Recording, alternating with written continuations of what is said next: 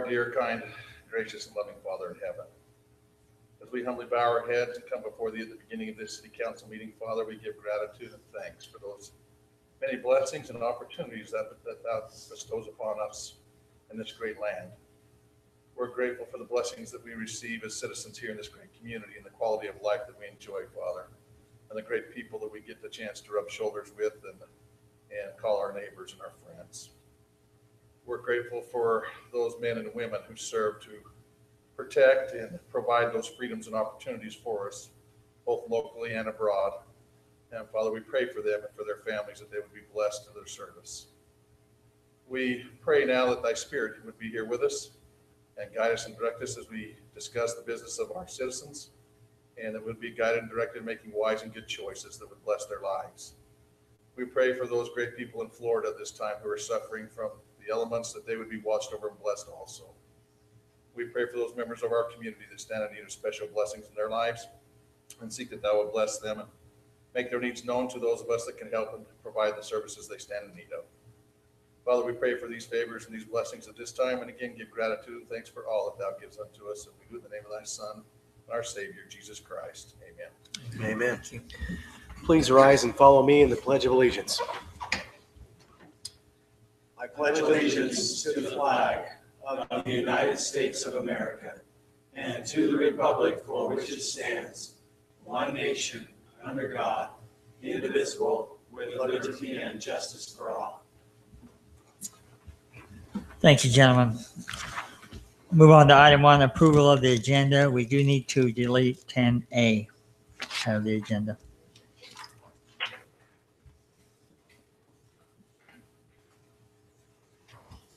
And with that being said, I'll make a motion that we approve the agenda as outlined, only removing item 10A from our agenda. I have a motion and a second. Ward, aye. Clef, aye. Ranger, aye. Ballast, aye. Turek, aye. All right, thank you. Item 2, announcements. Anything to, announce at this time? All right, if not, oh, excuse me. There you may mention of where you were at last night. And that's I'm sure I will. noteworthy. Last night, Washington City was recognized at the Huntsman Senior Games into the Sponsors Hall of Fame. We've been helping out the Senior Games for 10 plus years, and us and St. George were recognized for our service to the Senior Games. So it was quite it's a coup for us. We appreciate it, and we appreciate the opportunity we had to provide our community center for the basketball venue and our soccer fields for the soccer and golf course for the golf. Staley Farm for the archery. But that's not part of our city, but it is. It's in our city. So, item 3, declaration of abstentions and conflicts. Anything to declare from the council? On item 4, our consent agenda. Item A, to approve the board audit report for September 2018. Any questions or comments on the board audit report at this time? Are we moving directly to a vote on this? Yes. Unless you have questions, Councilman. I just didn't see anybody from the department there.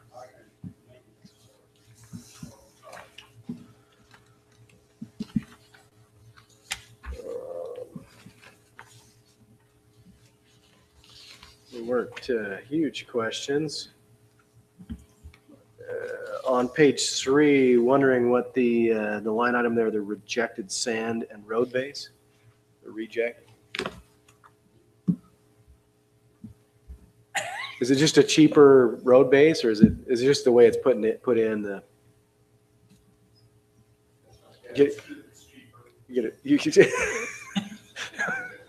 I'm assuming you use it as backfill and bedding in your water for your water system. I'm not sure what.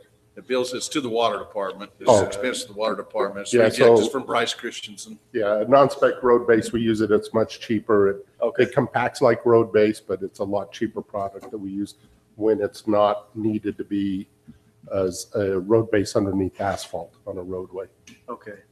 And then, and you might be able to answer this one too, the redoing the parking lot of the golf course and the city offices here. I've been asked, I'm just wondering what prompted us for that? What was the condition of the asphalt, it was gone. Okay. There was no. beyond slurry seal? Way beyond slurry seals, cracked sealing. Yeah, its useful life was gone and need to be replaced. And I saw your flusher, nozzle flusher on there. Our bulldozer nozzle, Yeah, yeah, that's for cleaning the large diameter storm drains. good purchase there. Yeah, let me see. So on the sand for the sandbags, it also prompted me to wonder about, the city purchases the bags as well, correct? The residents of is there any different quality of bags? We're leaving those out for for the season, which is kind of the monsoon season. And there's a lot of those bags that are just crumbling within a month or so. Is there any option for this? It's not the line item here. The line item here is actually the sand. But Yeah, so the sandbags are designed to deteriorate. yeah, We can go to a different bag. We can go to a burlap bag, quite a bit more expensive, probably 50 times more expensive. They'll last a lot longer, but then you also have the bag issue to deal with. With these type of bags, we'll come in, pick them up, we'll pile them, and then we'll reuse that sand in backfilling water leaks or that type of. there's not an intermediate that's kind of last the season and degenerate through a year cycle or something like that. I just No, Yeah, not and necessarily. no, and so much of it depends on just the water content. Is it the water content or is it the sun? Because they look like they sun rot. Well, the sun will rot, but if Yeah. you have a heavy water content, they'll deteriorate faster. So if the sand really? if you have a wetter sand versus a different, they might last just a little longer. If they're absorbing more water and holding it for a period of time. So if you stack them dry, they may last a little longer than if you stack them wet. And so they kind of vary based upon the condition of both the soil you put in and what they're exposed to. We also, the sandbags we keep stored, we have them stored, but we keep them stored indoors as well to try to keep as long a life as possible. Council, last time it seemed like the ones on the top, even the ones that were stored inside, the ones on the top you couldn't time, they broke immediately. But if you dig down through, at least the ones that are inside, they tended to be okay. But it was that top layer, even inside, after a year, they kind of wore out, at least the time a bit. About how many of those sandbags do we try to keep on file, like that we just have stored away? We're talking Quite a few. thousands. We have about 100,000. Yeah. I mean, and I didn't expect And it to happen, but that's- just a rough. And, we'll keep them year after year. We don't throw them away. Right. So Part of the reason we we'll try to them keep for a so much while. inventory on hand too, is we have actually run into years when flooding has occurred around the state. Oh, And being so able to securing the help out. bags sometimes become a little bit more challenging than other years. Smart. And so we keep Yeah. quite a hefty In- supply. In '05, the floods with the river came up. Mhm. Everybody was out of sandbags that year. Well, that's awesome. It's good to have that ready to go when we need it. Appreciate And it. the sand issue, we bought more of the fine sand so that it would work better through the sand, the filler. It's Because the actually- other one it's you a- have the- It's a wash sand, which the clays are washed out, but that's kind of the problem with the sandbag. So it doesn't machine just is jam It things was up. jamming, the wetness of the sand and the clays in it would jam it. So we bought this sand, worked a lot better for running through that machine. Which of course, the unfortunate thing is, we had the sandbagger vandalized while I was sitting up here. Oh, nice. Somebody had broken the buttons off that moved the, No. well, we were able to fix that, but That's not really a big problem for us here in the city, is it? Vandalism? not really. I think we actually have a little bit less than probably a normal community even has, but this one was unfortunate, but the Public Works got it fixed, so. Man, I love our sandbagger. That is such an amazing device you guys have constructed. It was fun to see that thing pumping sandbags out. That was cool. Yeah. When Well, it's a, with this sand, it actually works even with the damp sand. with the Oh, rough okay. sand. And it gets cracking. if there is even as we're purchasing those, if there's even a different brand to try, it'd be interesting to see if one could be purchased that could last just a few months more. I know there was a lot of sandbags that were filled twice, possibly 3 times this year, just because they were no longer bags, they were just sand after. And historically, you know, when you get any type of events, you're sandbagging for a very short period, Yeah. a week or so period, where we're trying to We stretch it are, we're out kind 3 of to the whole 4 months. monsoon season, you're just kind of being prepared. Yeah. Now, if Thank I'm you. aware, we buy those to be more environmentally sound, where they do break down faster, because we live in a very unique environment that doesn't allow things to break down. We need moisture for that to happen, and rarely do we have those environmental. Well, the other advantage we have with them is eventually they do have a life to them. And so you're not going to get people sandbagging their house and sitting there for 3 years when it's not necessary. Yeah. And so we can Agreed. bag for the hazard, we can clean them up, and then Correct. Thank you. That's all I had, Mayor. Thank you. Thank you, Councilman. No other items, I'll entertain a motion on the board audit report.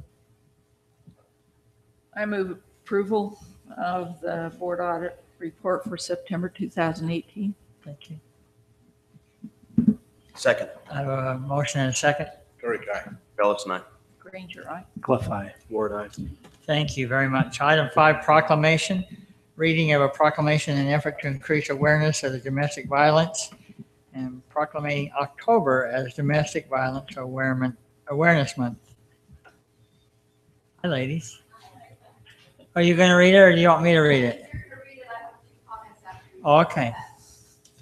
Got it.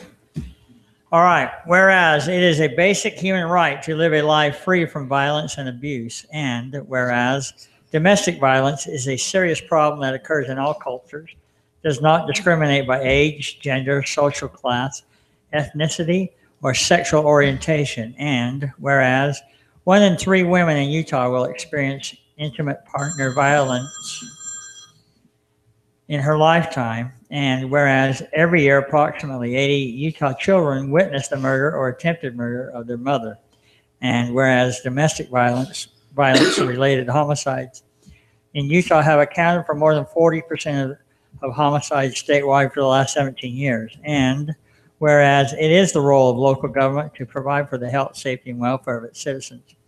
Now, therefore, I, Kenneth Nielsen, Mayor of Washington City, Utah, do hereby proclaim October as Domestic Violence Awareness Month in the city of Washington, and I invite all residents to learn how they can help, because domestic violence affects us all. In witness thereof, I have hereunto set my hand and caused to be affixed the seal of the city of Washington, Utah, this 10th day of October 2018. Thank you.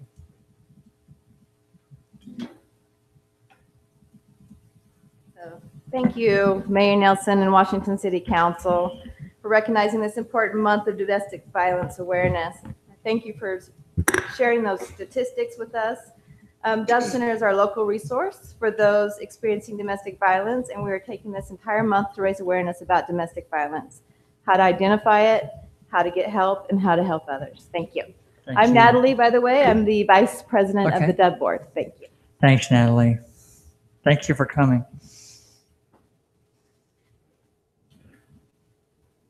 Okay, move on to item 6, unless there's any comments. I'd I like think to we've just- heard a lot about violence lately. Yeah, Very unsupportive. I'm really pleased that we have this resource in our community. I know that it's needed. I know that our middle school last year did a little fundraiser to try to support the Dove Center, and we appreciate it's been a huge resource to our students in our school. I do really appreciate that lets kids have a little bit of continuity and structure while things aren't always working well at home. We can at least take care of their education. So we are very happy to try to do anything to try to support it, and we'd love to continue to support what you do in our community. It's a beautiful thing. We appreciate it. yeah, thank you.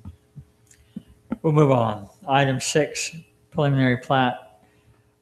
Item A, consideration to approve the Brio Phase 5B subdivision located approximately Villa del Norte and Camino Sur off Mill Creek Spring Drive. Applicant Cole West Home.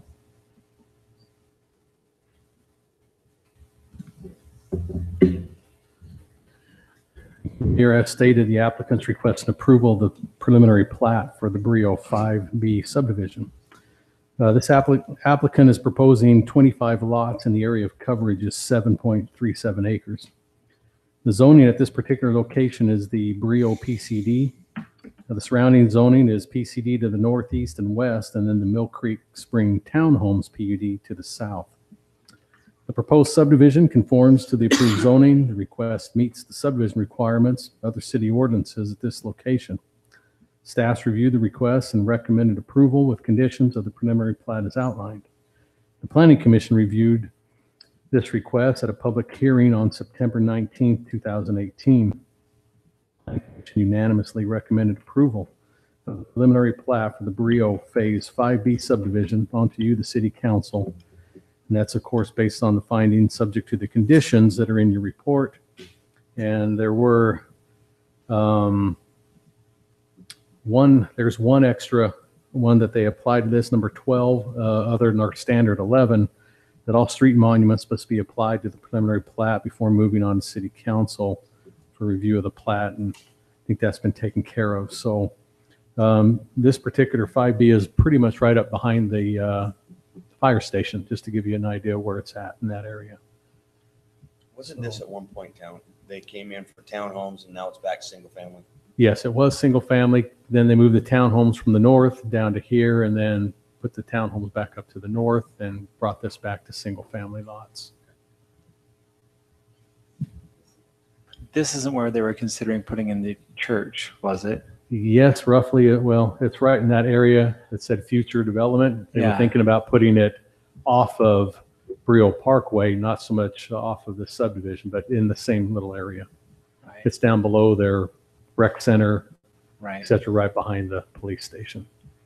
If I remember correctly, in the past, concerns from citizens talking to me about this was the concept of view lots / what people were sold. And I know that's nothing that we can be concerned about or what we can interfere with, but I do appreciate this moving from townhomes and some smaller story structures.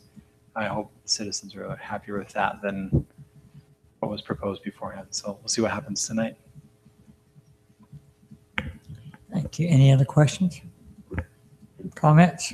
Yeah, it won't be a preliminary plat tonight. The Planning Commission holds the public hearing on preliminary plats. Okay. City Council does not. So I thought I better Hey, answer that for you because of your comment. I thought, ask. why would that be? But then I think I knew why. So, but yeah, this is just yours to vote on at this time. Thank you.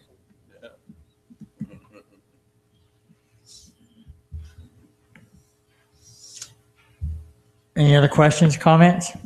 These are all public streets, right? Now, I will probably touch on that. They're public streets as part of the approved Brio cross sections, which are a little different than our standard city ones, but they are public. So I needed to clarify that for you as well. Are you saying they're smaller, They're a little bit smaller than our standards. which allows what, for parking on the sides of the streets? Fire engines to turn around? What? The fire engine thing is sufficient. Okay. The cul-de-sac and all that are sufficient for that. So that's been reviewed by the fire department. Those cross sections were approved, I think how many years ago when Brio was first, before your time on the council.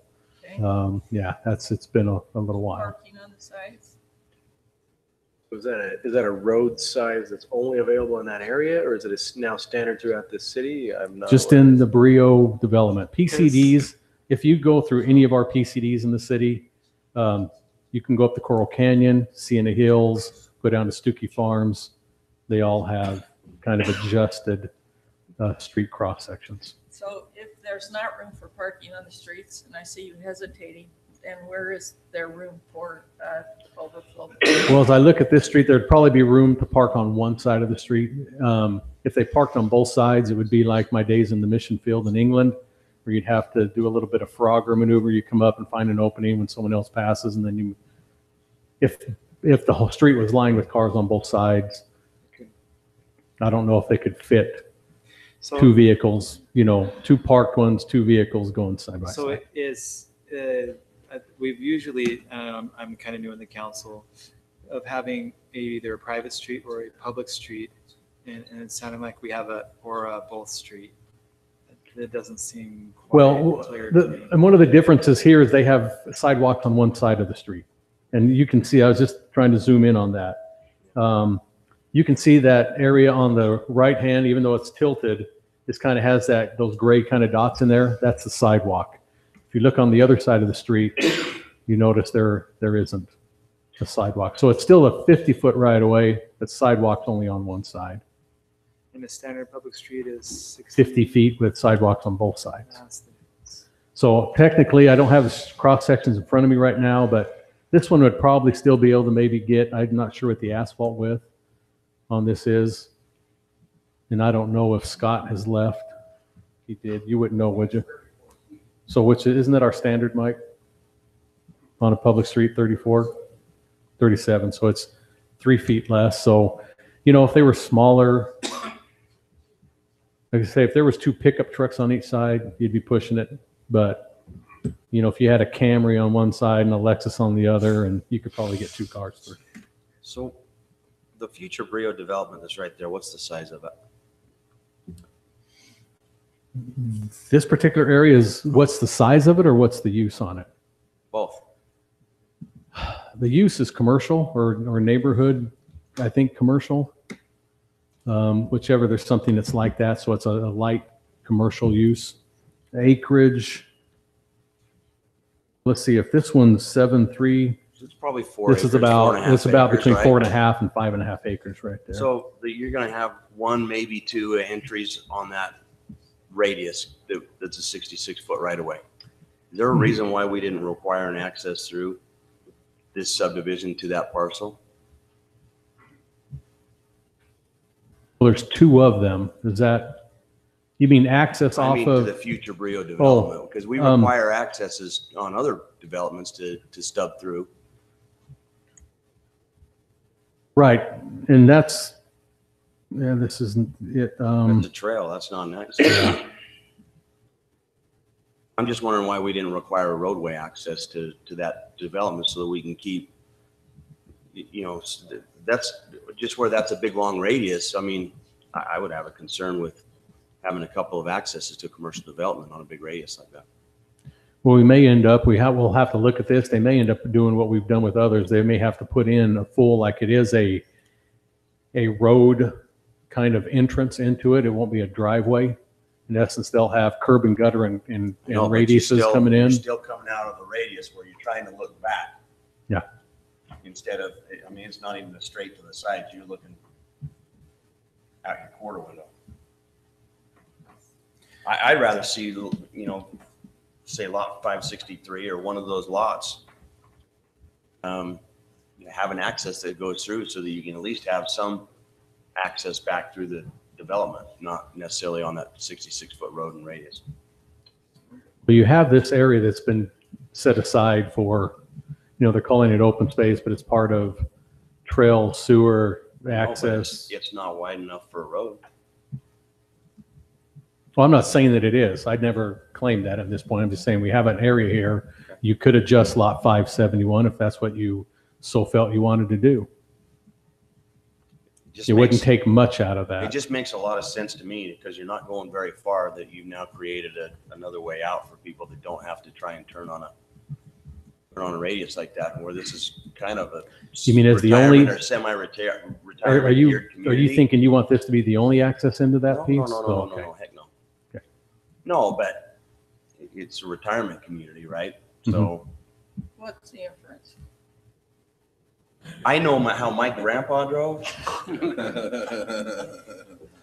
Are you trying to set a standard? I don't trust driving around him, but that's just me. I'm not inferring anything. I just think it would be an easy access for people out that would be concerned with pulling out on a radius larger right away. Well, and if it's neighborhood commercial, it'd be nice for them to be able to access if they're going on the main road and turning their block later and coming back in.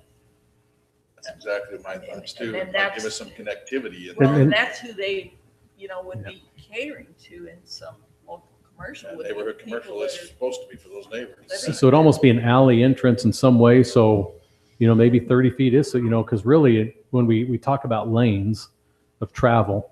You know, most lanes are 12 feet. When they go out on and stripe them on a road, they're 12 feet wide. So if you just, you know, wanted to, that For the me, I 30 don't foot think it could needs to work. Be a full public street right away, but more of an entry. Sure. Like a driveway, It in could essence, be a into wider and out of driveway, it. At least a 2-lane driveway, sure. And 30 feet sufficient for that then. As long as Public Works is okay with it, I'd be okay with it. So I defer to them in their traffic guidelines. Well, I would be interested in hearing from Public Works on what they would require for that property on the radius if they did build in there. What?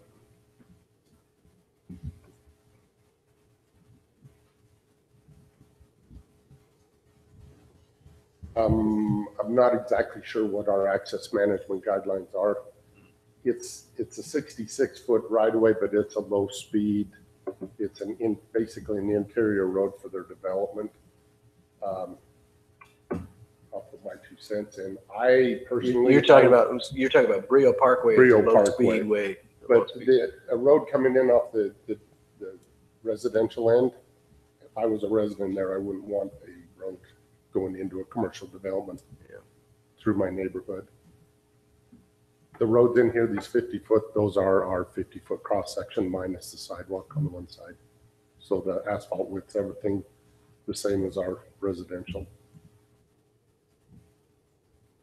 The particular Camino service a standard, like 50 foot.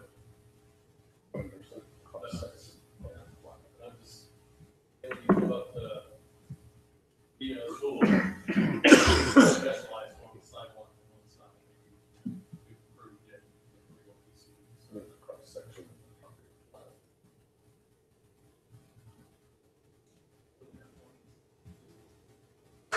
So that is our standard cross section, just minus the sidewalk on one side. And we're minus a sidewalk on the other side because, In a PCD, that's what they came in and requested on their PCD. With the PCD, you have the option of doing many things through your approval Going process. back in that, that folks are not walking as much, so we made them put one on one side.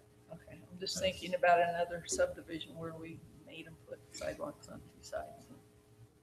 And if it's not in a PCD, that's a requirement of our design specs.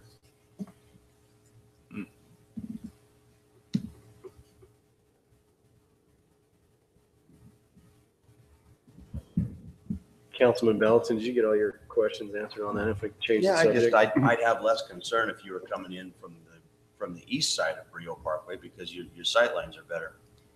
Where you're coming in on the west side of Brio Parkway, you're trying to look backwards both directions to see the traffic that's coming. I just think it's a little bit more challenging.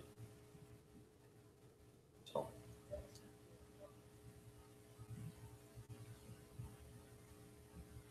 With the commercial development, they would also have to do a traffic study on the commercial development that would go in there. That's not already part of their PCD? Not as, the commercial would be specific to their commercial development. I thought the PCD had a. They have a transportation plan part of it, but on the commercial end, not knowing what type of commercials going in there, that'd have to be a separate transportation plan. Sienna Hills has one. It made assumptions on the commercial. They probably will have to do it with every one of the buildings coming in on the commercial end. Sienna Hills has an overall one for their development, but they'll probably have to do it on each development. Okay. But you really can't avoid that. Yeah, Because you don't know what the commercial. we have no use is. idea what the commercial use is going to be. Yeah. And I guess we don't know that here either. Anybody ready to make a motion? Well, the drainage in this, but that would be engineered throughout the entire PCD, right? So as far as the drainage on this property is tied into their drainage master plan for the overall development. But then again, on this commercial piece, they're going to have to come back in because on this one here, we don't know how much hard surface is going to be. So it'll probably be required to have some on-site detention and a separate look at the parcel as well. which is technically another time when that comes through, but the development that's before us here, you're comfortable with everything that they've got as far as? Yes. Yeah, the drainage plan on this development was scrutinized very heavily. So, yes, we're comfortable with that. They won't wash out our fire department.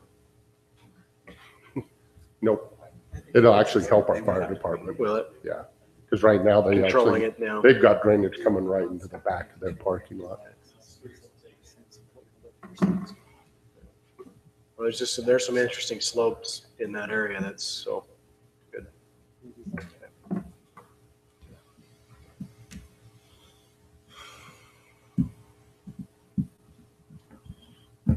Make a motion.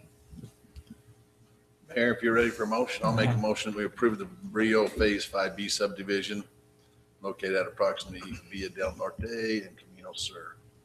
A lot of discussion with that, Mayor, is I really appreciate Councilman Bellison's discussion on that. I wonder if this is just not quite fully thought out of how it should play together within that PCD. Well, I think whenever the commercial development comes in, we'll find out. I just, personally, I think that there ought to be a backdoor, but I don't see any reason to hold it up. It's just gonna, whether or not it causes problems for the commercial down the road, that'll be found out at that time when that traffic study comes forward. So I'm fine to second it. Maybe some communication with them that there are these concerns being expressed and that may not have been part of their planning.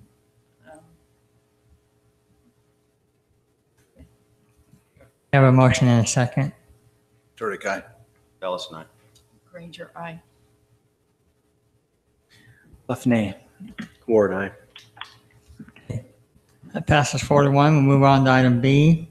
Consideration to approve the Brio Phase 3E and 3F subdivisions located approximately via Modelo and Sunshine Way.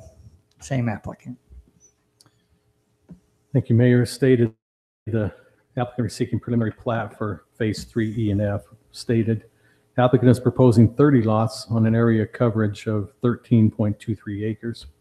The zoning designation at this particular location, of course, again, is the Brio PCD. The surrounding zoning is PCD to the northeast, south, and west. The proposed subdivision conforms to the approved zoning. Request meets the subdivision requirements of the city ordinances. Staff reviewed the request and recommended approval with conditions of the preliminary plat onto the Planning Commission. The Planning Commission reviewed this request under a public hearing on their September 19th, 2018 meeting. The Planning Commission unanimously recommended approval of the preliminary plat for the Brio Phase 3E and 3F subdivisions onto you, the City Council. And they had the standard 11 with 2 extra, number 12 and 13 conditions. Number 12 states the preliminary plat is contingent upon the amendment and the vacation and extension of the Brio Phase 1A, which you'll be talking about here in just a minute or two. If that amendment fails to be recorded, this preliminary plat will become null and void. Number 13, all street monuments need to be labeled and called out before City Council. Here's the application. I think we had that taken care of. And so I am ready to answer any questions you might have about 3E and F. Now 3E is single lot. I'll kind of zoom in on it. Lots like what's continued right there. This is pretty much right on the north side of the community center up on the back hill. These are probably some of the best, probably most choice lots, I think, and maybe Brio it'll end up being is right here, some of them.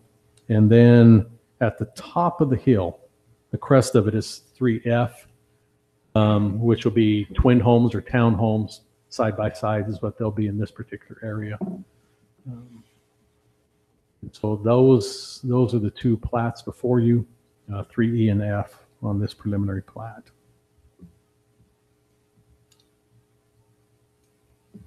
You don't have close the overall PCD in its current form, do you? The overall map? I don't think that I do. dig it up. We had an amendment not too long ago, but I'd have to go. This was one of the ones that was amended in the last amendment right here. No, I know. I was just curious to see the overall map of the whole project. So 3F is consistent with what's been approved already. In that area, yeah. Again, they, go ahead. Talk for just a minute about road sizes and trail systems.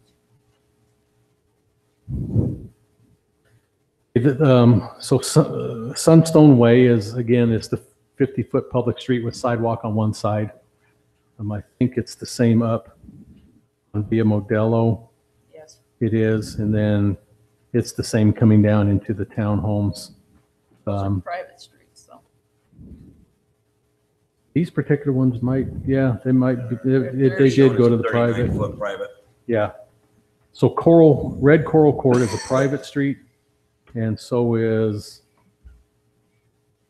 Latia, I guess is how you'd pronounce Via Latia Court, are private with sidewalk on one side. And again, they meet the approved private streets that they have approved with their PCD.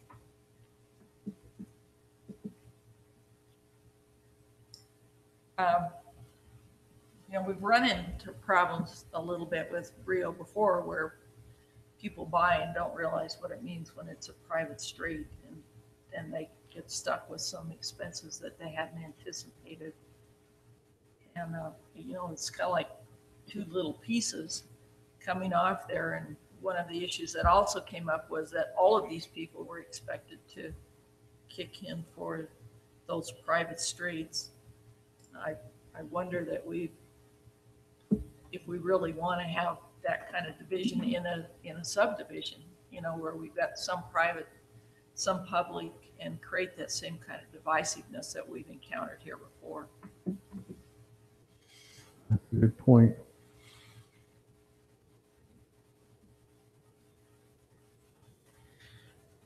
I really struggle also with the concept of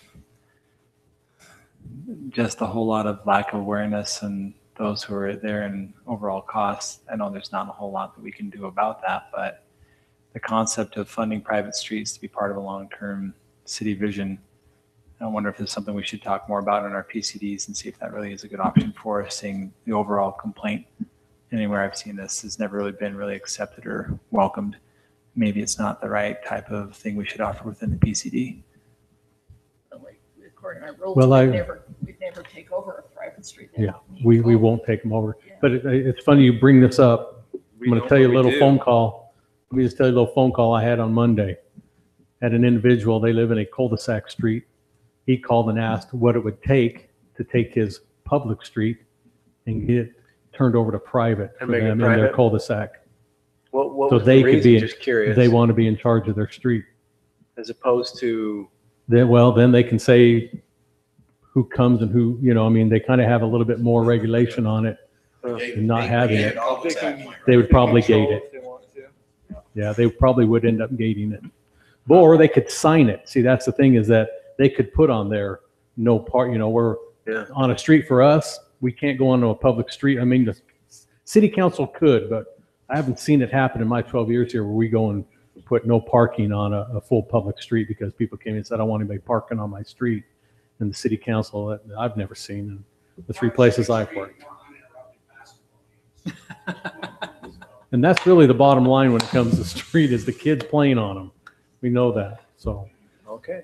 But What? I just had to point that out because I've actually, Some that's people wanna funny, have it and otherwise. yeah, it's like, you can't please everybody all the time, so, Fair enough. yeah. Well, yeah. I just had that's to the- share that with you. Well, that's a is- good point, and I'm kind of the same way. A lot of it, you really rely on the developer and his marketing and how it's sold to people there, which is not really a domain that I care to get into as a city council, but because I can see the benefit to it both ways. And for that matter, I can see the benefit to the residents who are using it, paying for it and upkeeping it. And, but I don't know, but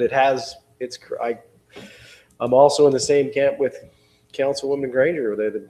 I'd like to see some of the consternation go away. Well, and we've got the homes that are the least expensive, covering the cost of those private streets.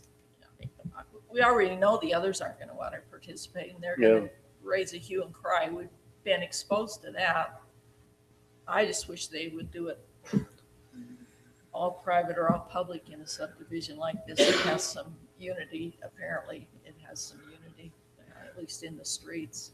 I see that having two different kinds of streets in there, I don't know. It does. I'm troubled. Well, I will Yeah. tell you, you know, sometimes we think of the townhomes as always the cheapest ones in the subdivision, but it depends on how you market these. These Right. could be strictly for people who want a second home with no property worry around them, you know, that they have to maintain, and they're going to pay for that. And these could end up being $500,000 $500,000 townhomes that someone wants as a second home to come down here just to spend, you know, maybe their winters or just to get away from the Salt Lake area.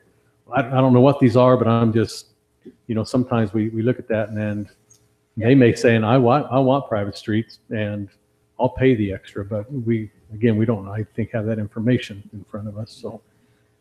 And the private street does give the developer the ability to change the look and feel of just that little area, which is kind of nice. But it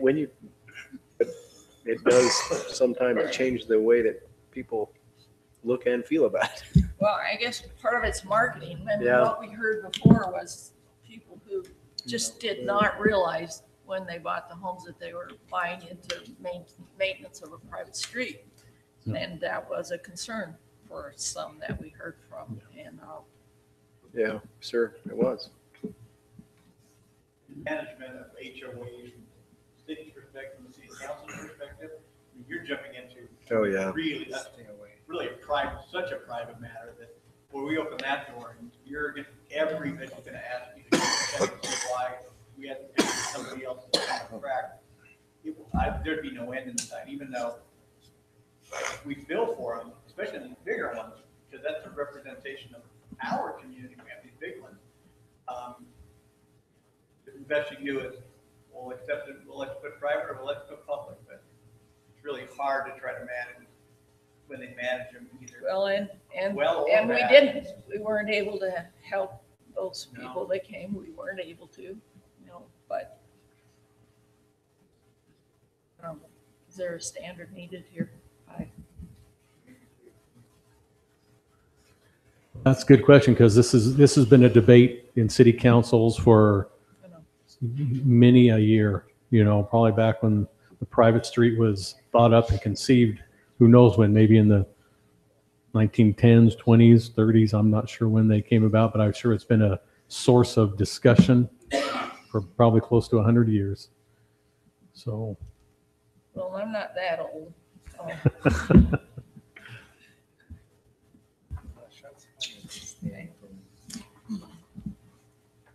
Any other discussion? If not, I'll entertain a motion. Well, there was also a note in here from the planning commission. I'm not sure that they actually made the recommendation. If you read that, I missed it, that the staff review the erosion protection plan to be submitted. That's the Well, way. they were On that east side there. They're on the east side. They, you know, again, this is outside of that particular boundary, but I think they just want it to be looked at, and I think it is being, you know, It's not part of the boundary that's before us tonight. Is that what you're saying? Or it is? from what I took on the conversation, and I could have been wrong, it's the area that's down that's had all the issues this last summer. That particular area that's down on the base of this. So down here, right? Up higher. Oh, up here. Scroll down right there where you can see on the right-hand side, that's where the inlet pipe is, and it goes across and down. And that's where the water was jumping the road. That's going to be an interesting setup. And again, these homes are going to be sitting up much higher, you know, This than is the Main section Street. where they've already got some of that erosion control in on the west side. Yeah, you've seen in this area, And it's you see a lot of the riprap. felt that's laid, and then you're gonna rock it. Is that right, Reed? They're gonna come with, you know, like you see a lot of them, they'll put the bigger rocks and just come down that. But that area right here, below this purple line, it comes down. If you drive up there, there's that black felt that's been laid down, and Oh, right, it's felt now, it's not rock. yeah, it's Yeah. felt right now, but the rock will go on top of the felt. And so is that going to be kind of built up from 108 to 103? No, sorry, 1008 to 1003. Simply because there is significant water coming through there when It's built up It's way already. up. It's up there. But I think it was Commissioner Martinson made that. What was you? It was, Well, yeah, you better if it was your comment. I'm not going to speak for you. Evening, Council. Craig with Codes with the Planning Commission. My biggest concern is that I know the water crosses Main Street and heads directly 90 degrees into Lot 104. And just eventually it could start eroding farther and farther and farther because it's all sand. So my if it comment was that, overtops like it did, well, no, just over time, it just starts eating it away because it comes down, crosses Main Street, and then heads due south. Yeah. So I was concerned with those homes right there that eventually it might just eat away, that we need some erosion protection along that edge behind the back of those homes, just so it doesn't keep going over to the west. I don't know that they'll let us get into that, right? Isn't there an issue with that drainage right there?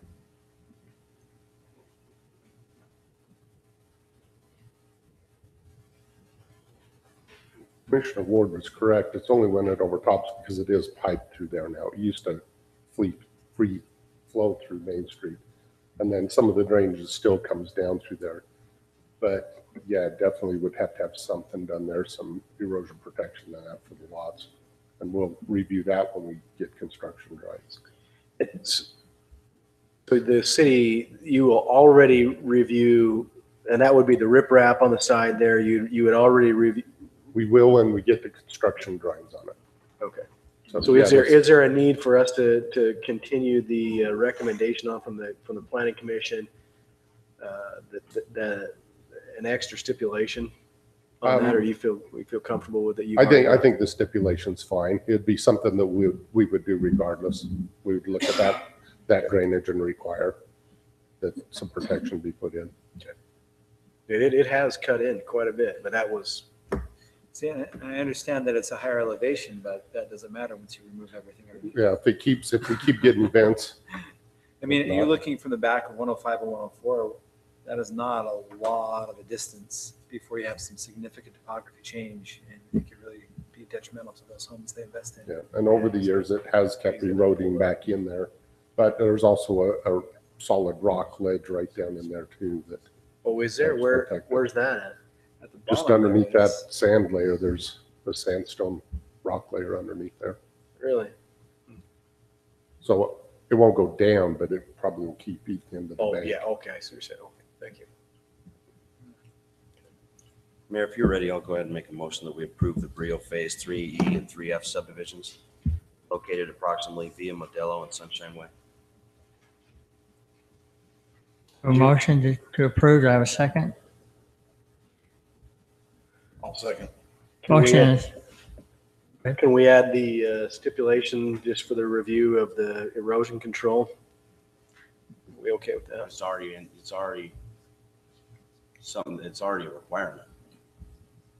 So, If you read condition number 1, it kind of falls under that they have to, basically says this is a standard in all of ours, for preliminary plats, a preliminary plat and final drainage study and grading and drainage plan shall be submitted for review and approval prior to moving dirt.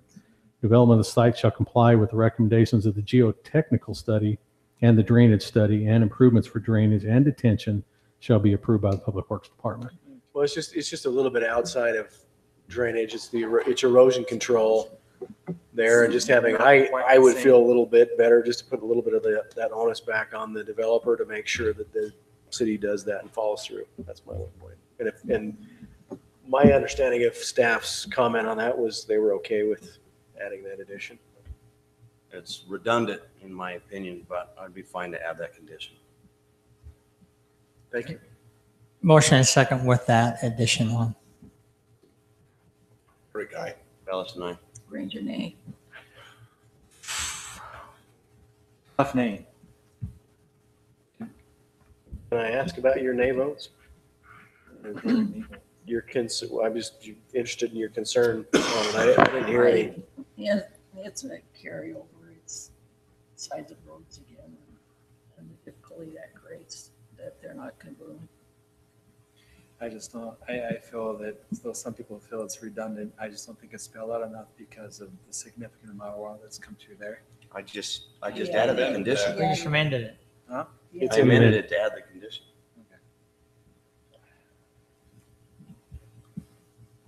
I don't know. It's just, Well, and I'm hoping we're also moving forward with some retention up there. I've got They're in the high, process. of high doing hopes that. of, yeah, moving that forward. So, yeah, Ward, aye. Okay, it passes 3-2. Item 7, plat amendment / vacation. Consideration to approve amended and extended final plat for Brio Phase 1A, located approximately Brio Parkway.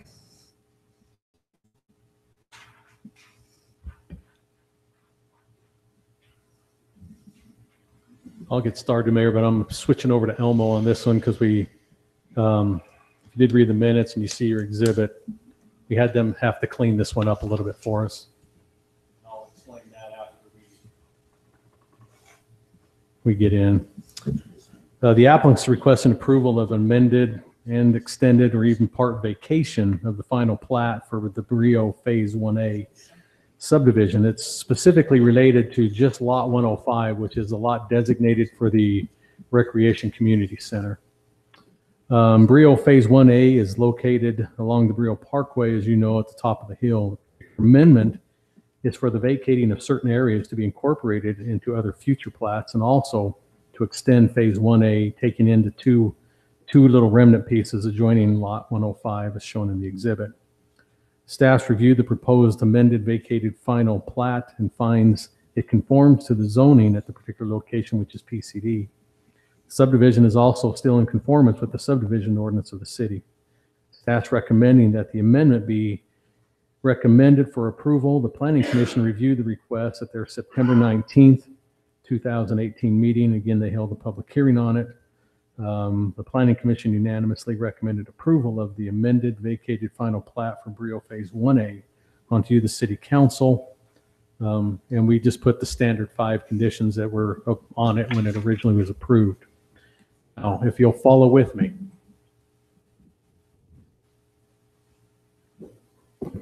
I'm going to, actually, I brought a picture of Lot 105 for you to see what it is right now.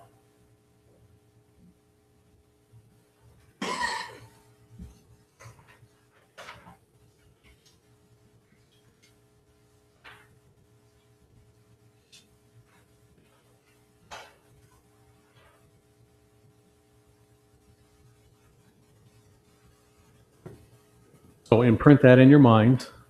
Just kidding, it's going to be hard, but this is what 105 kind of looks like right now, this particular odd shape. So in essence, the existing Lot 5, I'll just start here with my pen and just follow with me, runs along this boundary,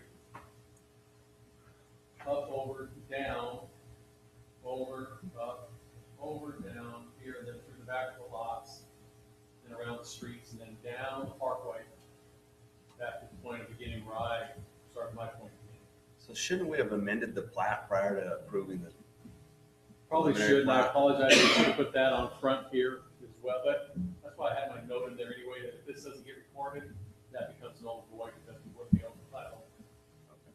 That's, I always just put that in there for a safety net, because I wanted it in there regardless, even if you did it before and after, this has to be recorded before that can go.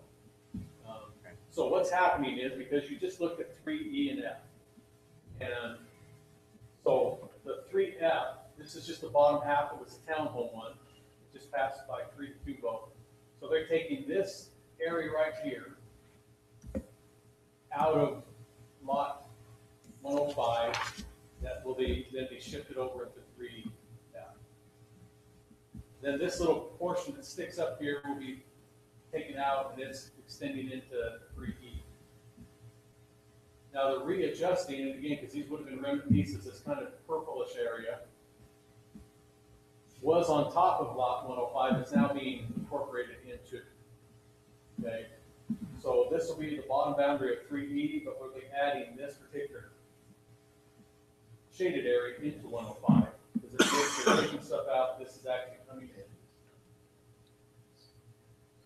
Then what happens, this particular area right here is coming again out of lot 105 into 3D. So the new boundary of 105 comes over to this point, then goes up here, and then makes that hard 90, and again, so the gray area here is being added into lot 105 that was remnant from the previous phases. Now, it's as clear as mud, I know, but if you have any questions of how that, trying to keep it as simple.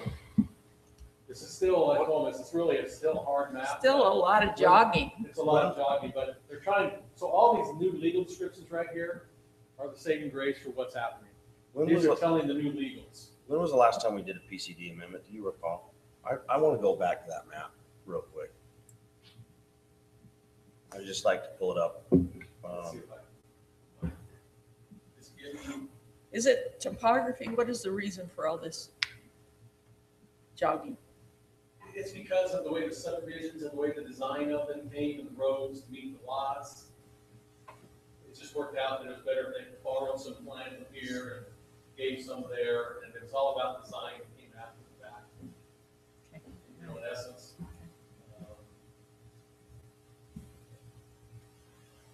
Councilman Belliston, what's your concern? I just want to go back and pull up the PCD amendment, because we're talking about moving plats and changing plats. For me, I see things visually a little bit better, so I just want to see it. Okay. Pretty much the acreage remains pretty similar, doesn't it? You mean, for the whole PCD, yeah, it's all within the PCD. So. What's the impacts on existing infrastructure there by what's happening? Is there any impact to existing parking lots, infrastructure that's in? No, it's land that's behind the. It's open space at this point in time. It's not in April. It's not. Oh, well, okay, let's shoot into May. Or June. That's the end of the hills.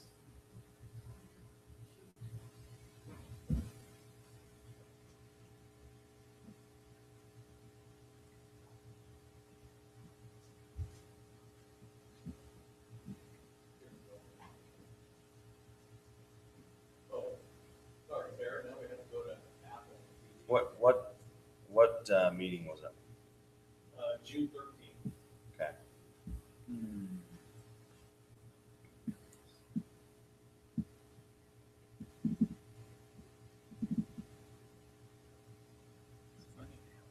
So you see this here, we just looked at 3D and F, which are right here between the yellow and the mauve, or that, I don't know my color real well, but I hope that's close enough. And then you have the community center property right here. And so that's kind of the area we're talking about, having these adjustments being made. Okay. Is that note right there? That's. Yep. It's fine. It's just when you're talking PCDs and you're looking at a small window of it, you still got to look at the overall. So Right. to have this in our packet's helpful for me. Same with Sienna Hills, same with, any of the other ones. I'm good. I just want to see it. And even earlier tonight, this was the area you were kind of talking, here's.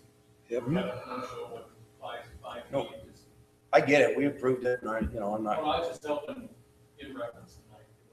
Okay. Okay? Thank you very much. Appreciate you indulging me. I'm sorry. Do you want to go? No.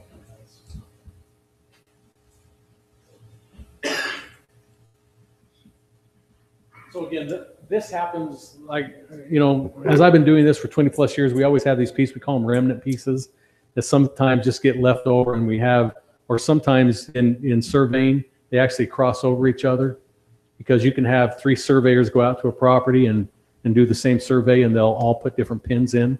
Not that they're all wrong, it's just surveying's always been a science of meets and bounds, and you can be off a portion of a degree, and it can lead you 2 feet different than the guy before you did it. Were there any concerns about this raised by anyone? No, the only issue is that Commissioner Coates found we had a discrepancy down here in the bottom. And that's, why I'm putting this on Elmo, the one in your packet, on your iPads, had the wrong one. We had them fix that, but it just got into me. And so this particular area right here, they had it coming down all the way to the parkway, and that wasn't the case, because then it didn't fall in line with the preliminary plat of 3F, so I had them fix that. Because we had two different, we had Horrocks doing one part of the project, and then we had R&B surveying doing, so we just wanted to have them coherent, so. Be cleaner if it went all the way down. But when you look at the parcel, all it is the big hill coming off of, yeah. You know what I'm talking about, because it's such a dramatic fall down there, so. Any other questions I can help you with?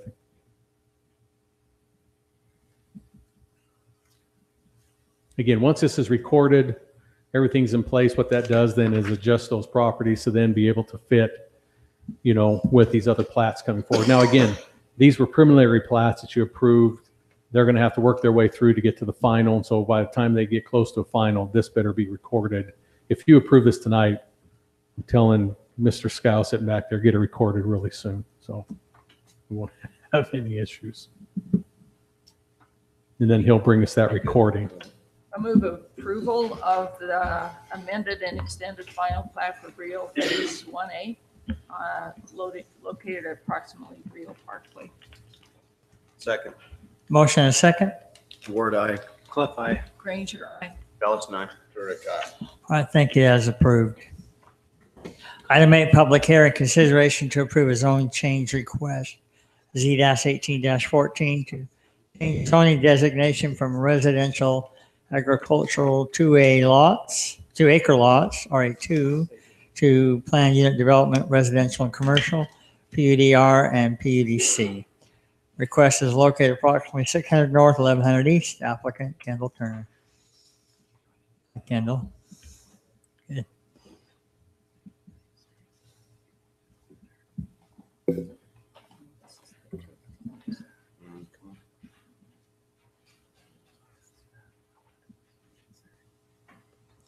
Hope you'll bear with me, council. I'm just going to stick with the whole block because it was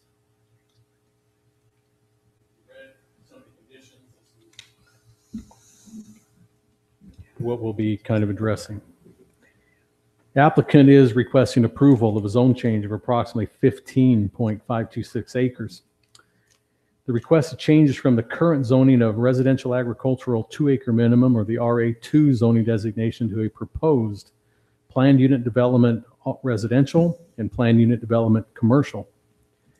The PUDR, the residential request, is for the purpose of developing 4.75 acres into a multifamily residential project consisting of townhome units in the form of triplexes, fourplexes, fiveplexes, and sixplexes, totaling 60 dwelling units. This is a 12.63 dwelling unit per acre density ratio. These townhome units would border the existing Bluffview townhomes project on the north boundary. Now, again, I give you the dwelling units per acre. This is in the general plan, high density residential, which carries 13 to 16 dwelling units per acre. So coming in at the 12.63, they're even under the small side of that high density residential. The PUD commercial request would be for the purpose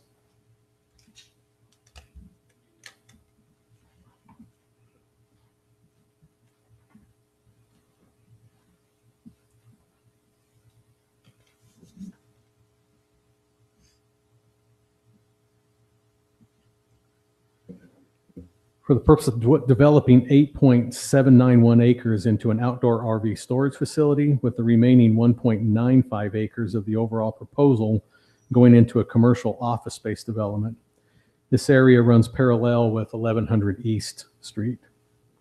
The general plan land use designations for the location, as I stated earlier, is high density residential for the townhomes. And then we have the remaining part was under the PUD general plan.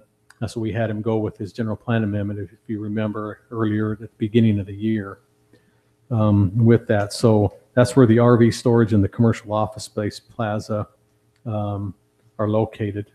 The surrounding zoning to the parcel is RA2 to the east, west, and south, which is the remaining part of the Turner Turf Farm. And then the PUD multifamily to the north, which is the Bluffview Townhomes existing project. Staff's reviewed the requested zone change, finds it conforms to the general plan and the zoning ordinance. The Planning Commission reviewed the parcel. Public hearing held on September 19th. The Planning Commission unanimously recommended approval of Z-18-14 for the zone change request from RA2 to the proposed PUDR and the PUDC, with requests for the multifamily, residential, and commercial development standards onto the City Council with the findings. Now, at the Planning Commission meeting, they added conditions number 11, 12, 13, and 14 from the ones that were proposed to them. So I'll just read through. So this was part of their motion if you read in the minutes. Number 11, that the hammerhead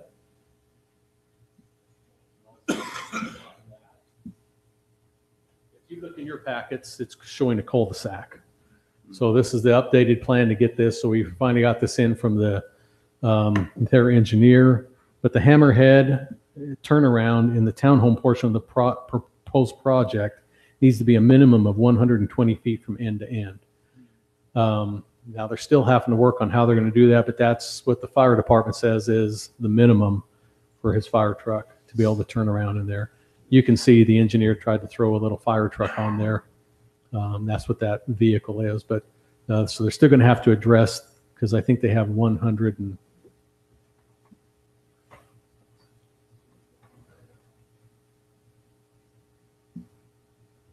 actually they're going to have to come up with 9 feet and 4 inches roughly. So that's still what's going to have to be maintained. Why are we going from a roundabout to a hammerhead?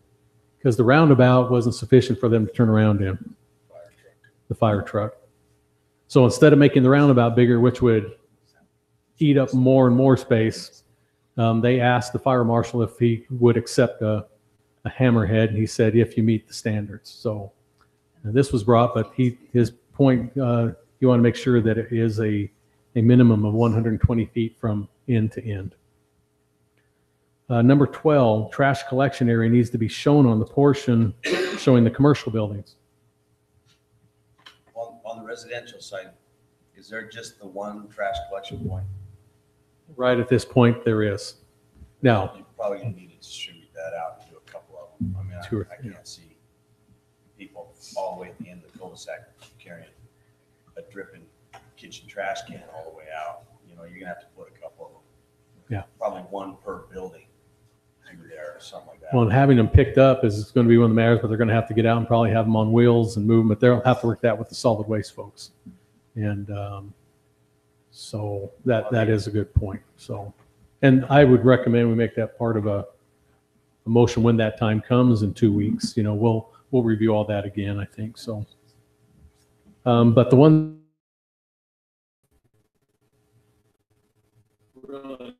in these commercial areas, there was no designated area for trash on any of the 3 buildings. And so they just wanted to make sure that dumpster areas are provided and that they're properly screened like we do with any commercial project, make sure their dumpsters are screened with decorative block walls and the fencing is sufficient in front of it to make sure we don't see the garbage dumpster itself. Number 13, the improvements to 1100 East at the Telegraph intersection. Now, you may ask, well, it's not touching the Telegraph intersection, but this council, remember, that was part of your approval, and that the applicant agreed that they would improve 1100 East down on the south end where it ties into Telegraph. And so we wanted to make sure that was put in, the Planning Commission wanted to make sure that was put in on the conditions. What would the width of that road then be? Down, you mean on Telegraph? Coming off Telegraph. To getting down. Telegraph. Well, this is the issue. This road will be built out. Well, you almost see what it is. Is this an 85? It's an 85-foot road up here, which is sufficient for where it's at, and especially right now. The problem is that we all felt, especially after the first denial, that the road actually going by the turf farm is very narrow, going by Kings Row. But through discussion with the council and the applicant, then it was decided if the applicant would offer to have it widened and a new rate and a radius put in down at the corner, that you would pass the general plan amendment. And so I think the terms were brought out 120 feet, and then I've heard 130 feet. I don't know, Mike's going to have to let us know what a stacking distance, I think the safe standard is, would have to be part of this. It So like it I'm, was 200 feet, and then it came down to 180 was the discussion, 180 and 200. And that's, so that'd be 200 feet. so we probably want to be specific on exactly how long, again, I can remember exactly, and I just wanted to have that as a point of discussion, as part of our process here tonight. Number 14, in relationship to the townhome portion of the project, the amenity area is shown.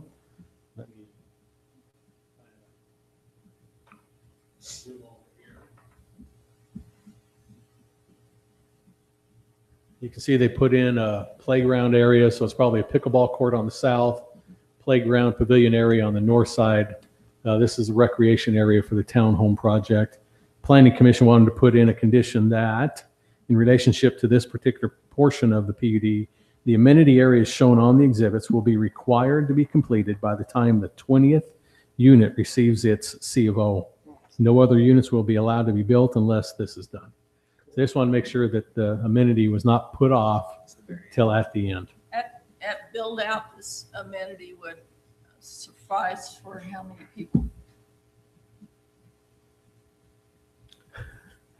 You're That's the assuming, golden what, question. 2.5 per building, isn't that what we averaged? Well, I mean, everywhere in the city, we have a 2.7 people per home. Okay. Is our average across the board. Now, you could have maybe one person live here or in one and 5 in another. I get it. So you have 60 times 3, let's just say 60 units times 3 people is 180 people. Would be the maximum worst case if everybody was there at the same time.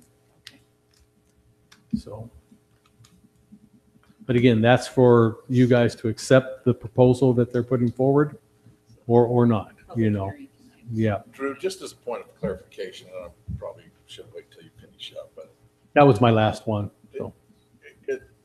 because of our change with our PUD and our zoning, so what we're doing tonight is simply looking at a public hearing for a zone change.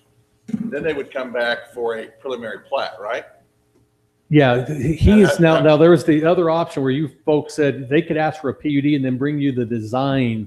They brought the design to you. This is what he would be Well, held I to. guess But yeah, now, usually in a PUD, we have elevations. We know what we're looking at here. We don't have that with this. So that's Well, what I'm saying. you- When do we get to see those? you should have had those in your packet. I've been waiting, I'm along his lines. I got a couple of concerns with the fact, are we considering this a complete application, 1?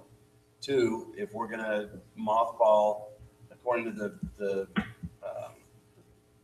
letter, mothball certain portions of it for a period of time, what improvements are gonna go in on what phasing schedule, right? Is that roadway gonna go through the Bluffview on the front end, or is it gonna be built, on the back end? How's that gonna work out? You're talking right here. Mhm. Yeah. And then. Well, and again, that's something if we're you- gonna identify walls and if we're gonna identify things like that on the RV side, those need to be written onto the plan and agree with where they're going. I don't have so much concern on the south and west property lines and even the north property line, but how are we blocking that off to the 1100 east side? Well, like I said, maybe I didn't find everything, but I didn't see any elevations at all. I have no idea what these are gonna look like, what kind of parking we're talking about. Your exhibits, you might be able to scroll through. I hope they get up. I don't know. Looking, They're not there. there's All we've nothing got on Our there. exhibit is this one right here. That's all we got.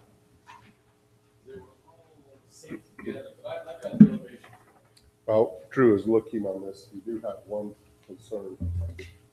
Over on this west property line, there is a power line that runs up through there. We have to have an easement to be able to access that power line for the power department. What width? Storm drain. No, it's No, it's on the yeah, other it's side. further to the south. So then you're not really, There's a secondary power line that runs up through there that the houses on the west side is overhead power. And it comes up through that back property.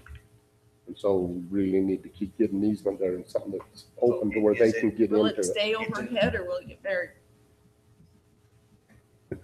I'm just jumping into That's the up power to us. department. I don't know what they're planning. so to it's do. an open easement. You can't, it's not, it can't be an easement where you've got. Yeah, it's an RVs parked it's an underneath and all overhead, that. You have it's an to overhead access it. power. They have to be able to, there's poles up through there that they'll have to access. They're existing. What dimension? 20 foot, 15 foot? I don't know what they would need for the power.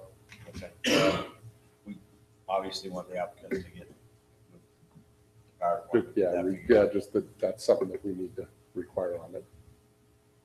It'd be something we'd normally catch at the construction drawings. When we're asking for elevations on buildings and stuff like that, I think we also probably ought to have show at least on that 1100 east side where we're looking at walls and how that's gonna. Well, yeah, we're looking at this as a completed application. I Right, think this this is would be a completed PCD. application, but For PUD, yes. yeah, so So that's why I wasn't This is sure approving exactly the how plan. we were working it now with our zoning change, and then that's why I thought, well, if this is simply the zone change, and we've still got a preliminary plat coming back to where we'll see that and approve those, then we can do it for that point.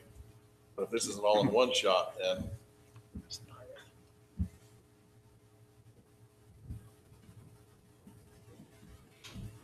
so there's no garages at all. No, that's where if you go to, I'll kind of sink back between these, I'm just gonna sink down in here. We have all these parking stalls. Those That'd be elevations required. don't match. what's that, Those elevations don't match this. on here?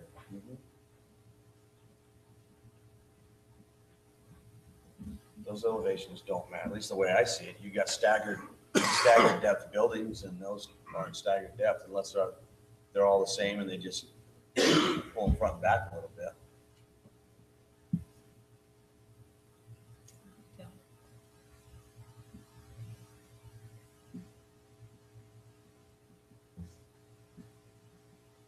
I'm not sure if he's putting those pop outs or these, those little things you're seeing. It looks like the one is in front of the other. Looks like it's staggered. What it looks like it would be these. Well,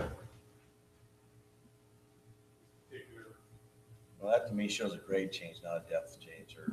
Well, I'm That's fine. It's- my point, I'm saying is that I think the indication on your plan, those little squares that kind of pop out are these little roofs that are over the front doors. I know, I'm looking at the back of the building. If you go to that second elevator, the rear view. Yeah. Of the plan, that sheet that you just sat down. Your elevations. Yeah. But it's Your other fine. one, your rear view of your elevations, Drew.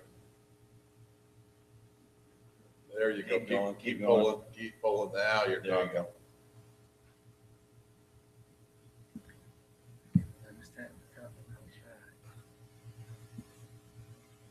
Yeah, well, I guess the one deceiving point is just this, whatever this.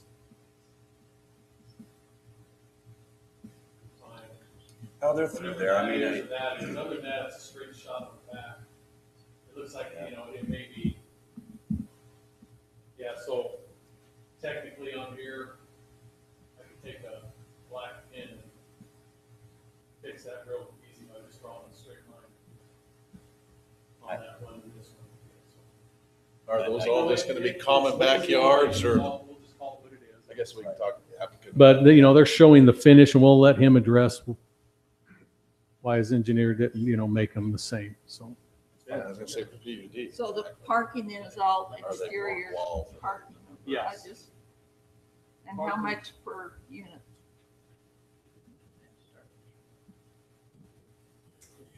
There's 1, 2, 3, 4, 5, so you're basically just covering.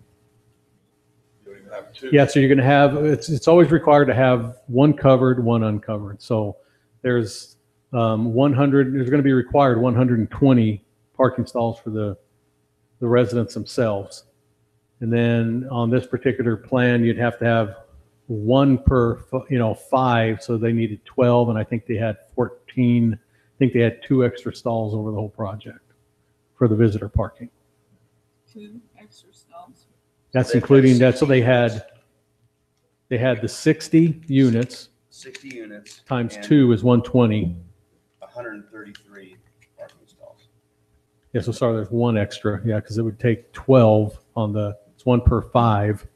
So if I take 5 into 60, that leaves me, I need 12, and they provided 13 for visitor parking. Those X's, is that the? That's the covered, yeah. That's how they'll indicate that it's a metal roof on top.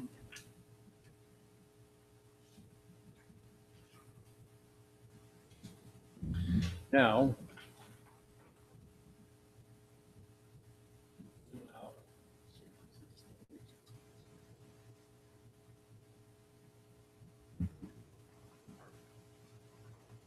going over to the commercial buildings, the 3 commercial buildings, you can see the front elevation will be, as you see here, probably the front doors right here, and then the back of the buildings are as you see, so it's stucco and stone at the exterior. It needs to be right side, left side elevations with the office windows, et cetera, in there. And I apologize, Jason, too, because it was in my original with the planning commission, they were all stuck together. So you saw that come in there. I would assume, I don't know, we'll have to look in there why these weren't attached on your thing. So, but again, just standard office buildings is what these are for probably rent or lease. So as a point of clarification, then that's what they're limited to is just That's- office space. That's the only business type that could go in there or something that could fit in this type of office space. Unless they do an amendment. Unless they come back and do an amendment, like I say, and, or anything that would fit under, because what was basically sought for was like neighborhood commercial use. On that, even though it came through as a PUD, but that's what, would fall under as a neighborhood. So that would be anything in the administrative professional or fit in the C1 zone. There is some retail that fits in, but I don't know many retail people want to come in on this particular design doesn't bode well for a retail type of. But they're kind of stuck with this design unless they come in for an amendment. That is exactly right. And maybe stuck isn't the right word, but maybe it is. It would be limited to. That's an appropriate word. Of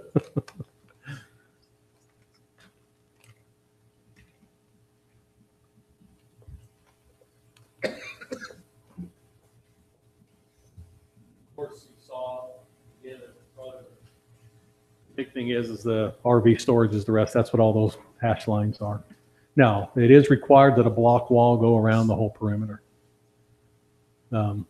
of that. So Drew, enlighten me as to what that would entail. Are you talking, would it come in behind the commercial buildings across the front there or just out to the roadway? The block wall, Yes. let me see how See, where I'm having a hard time with it is down by the retention basin on the bottom. And that needs to be shown, Down where they're here? running it, how they're running it, needs to be shown. So it comes clear in, so basically the storage area is open to the view from the roadway. That's, I guess, what I'm asking. we may have to, but let's see. Okay. Condition number 7, I put block walls 6 feet in height, maximum, however you want to will that, will be required along all boundaries of the development that border the adjacent developments. Details for the required perimeter Yeah, block it was kind walls. of vague, and that's why. Yeah, it should be probably block walls need to be around the townhomes where they border adjoining developments, even their own. The entire probably RV area should be enclosed with a block wall. I don't think we want to put block walls around the commercial. The way St. George has done it is their neighborhood commercial, their businesses, their storefronts face the street, and that's what obscures the view of all the parking and whatnot. I don't know that you can even get a storage facility through St. George right now without having storefront on the street side. Mhm. So that's why I'd like to probably have that condition tweaked if we get to that point, would be that completely around the townhome development and around the RV.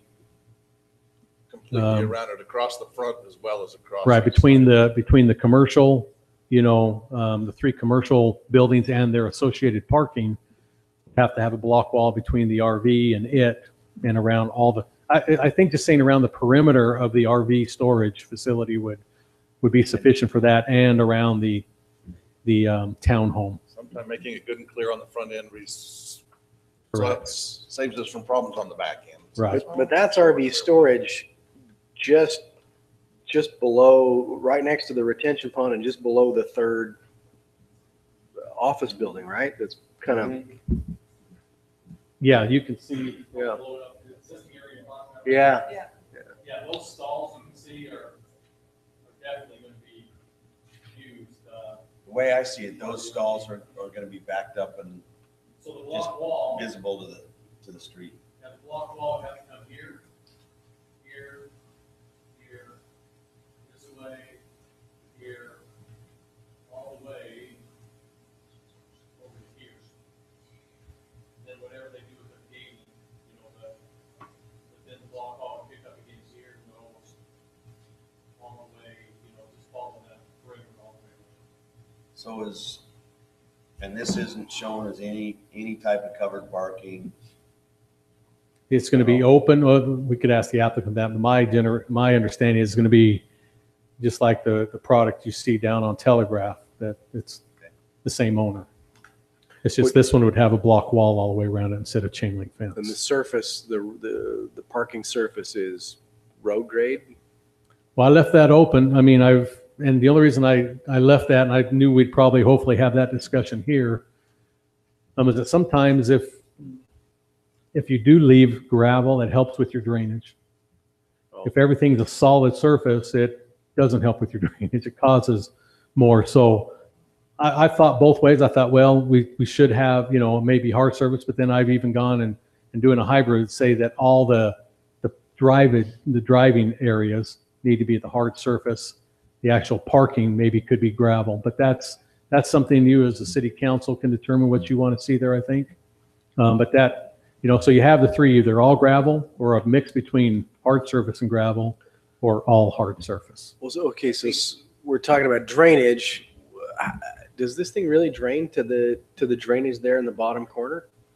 Is that the way the property slopes is? Yes.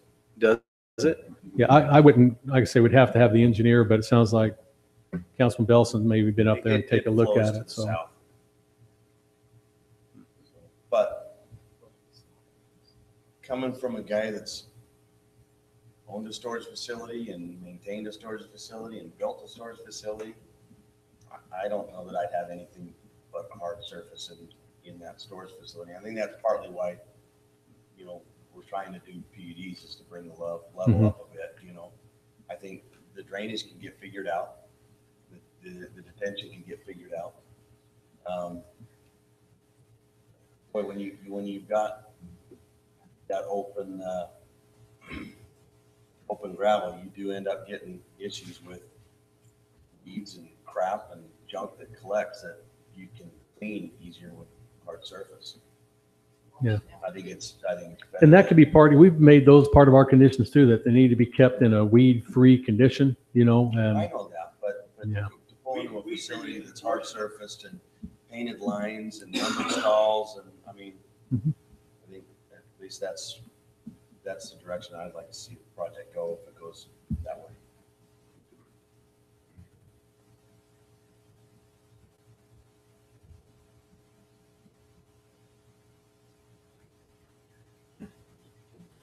Any other questions I can answer for you? And is this part of the turf farm now? This is the grass? dirt area on the north end. So there's no grass. There's no turf grass there, in this that's- particular area. It's above. Yes. Yeah. What is there now? Isn't there some? Is there some structures? Just dirt? They pretty much graded it flat We'll see if I can even, won't have Tara go that way, but maybe. That's not much glare.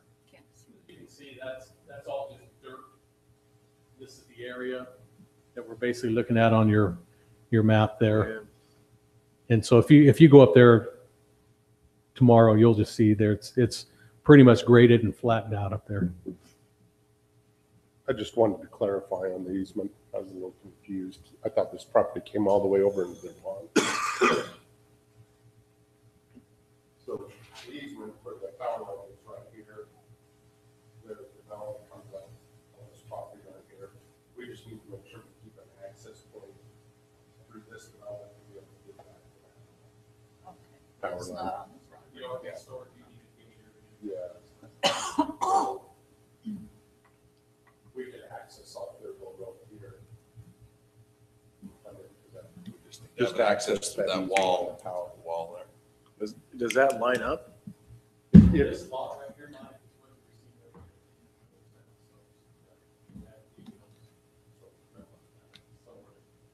They have to be easy to cross. So we just, there's kind of what looks like a little road up here. We just need to be able to get back to that. And we should be able to do it out of their RV storage parking there.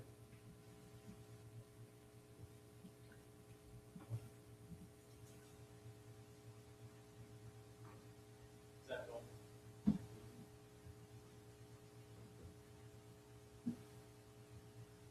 So is the plan then we're gonna widen that road on down to Telegraph? It doesn't widen No. all the way with this. The quick answer is just, that's what we were talking about, the 180, the 200, whatever You're that, just talking at- about from stacking right Telegraph. at the bottom of it, but not all the way down. yeah, they're gonna install a radius curb back there. Probably won't have them put a sidewalk at this point because it's gonna be a sidewalk to nowhere, but the curb will then be put in. Sidewalk would come as that area develops at a future date, but the curbing would have to be in there, up there, and whatever that determined distance is heading north from Telegraph. So that's the way it's gonna be, almost a one-way street. Pretty much. What's in front of like Kings Row and Pine Valley Townhomes was going to pretty much stay what you see today. Basically, you'll be wide for the first 200 feet. You go to narrow till you hit this. Yeah. Probably where the I vacant have- lot is. I mean, Yeah. I think you know where I stand. Oh, yeah. It was an issue for me before, and, you know, it's an issue for people in there instead of just worrying. Maybe I better have you line that out for me because I thought I knew what you're talking about, but can you, I hate to have you switch again, but can you pull that up and just show the radius where that's going to be and the widen, what's going to be wide, what's going to be narrow? Not part of this, it's all the way down on It the goes Telegraph. down, past- and there's some ownership issues with the rest Right. of that land. I recognize it's a challenge.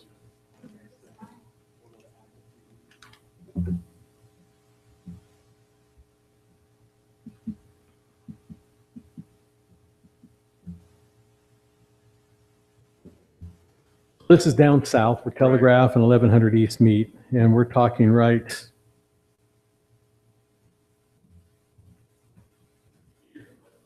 Radius would be putting an extra lane over here for the next 9 feet back. That's what takes place down here. How wide is it now? Approximately? I would say it's 2 lanes, but it's probably 25 feet. Is that it? Maybe Right down there, probably 30, but if you get up closer to Kings Row, probably down around 40 feet. Where does Kings Row start? We showing that? Kings Row is right. This is Kings Row here, and so this is the area, we've been up this, everybody's probably been down it 100 times in their life, so. So the area would be down here, and you would have to go to the 85 foot right there, is that what we're saying? Or we, yeah.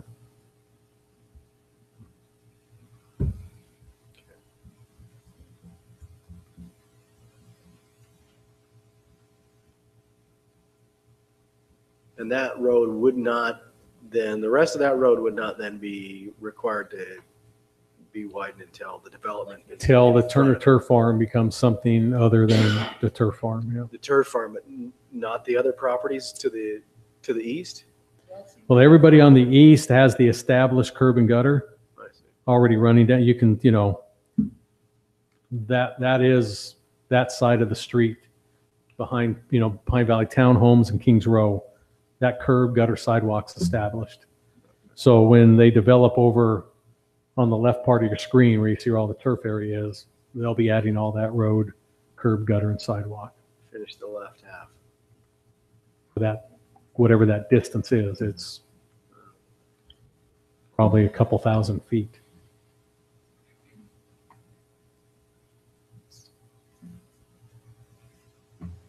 You can kind of see it here.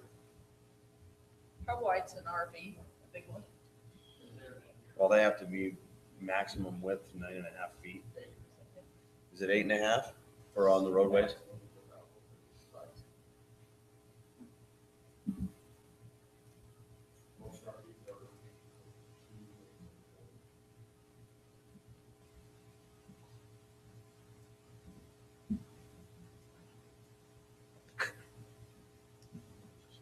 That was impressive.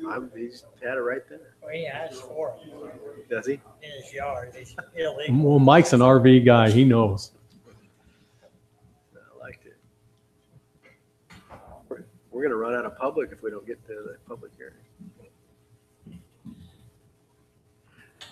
Any other questions for?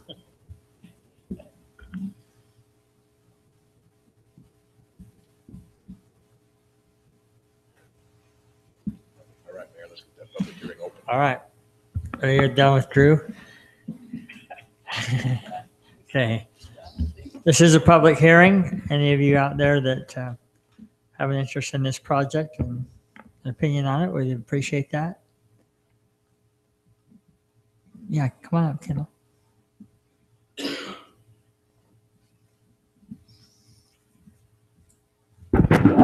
Kendall Turner. So I've got some questions for you guys. I know Councilman Belliston had mentioned that he'd like to see it all paved. Is that how I understood it? I don't know if you know the cost of that. Well, I'm sure you do. I'm sure you do. One of the things that we'd like to do, we realize it's not going to be RV storage forever.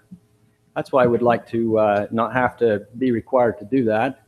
But we're also helping the city out in that if all of our roadways are road base, compacted road base, and all of the parking stalls are gravel, that helps a great deal with drainage.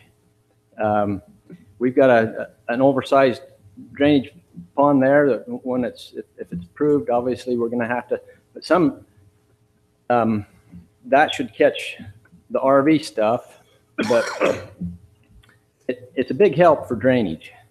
And I don't know if you know the difference by figures, but it's quite extensive. So I know the difference.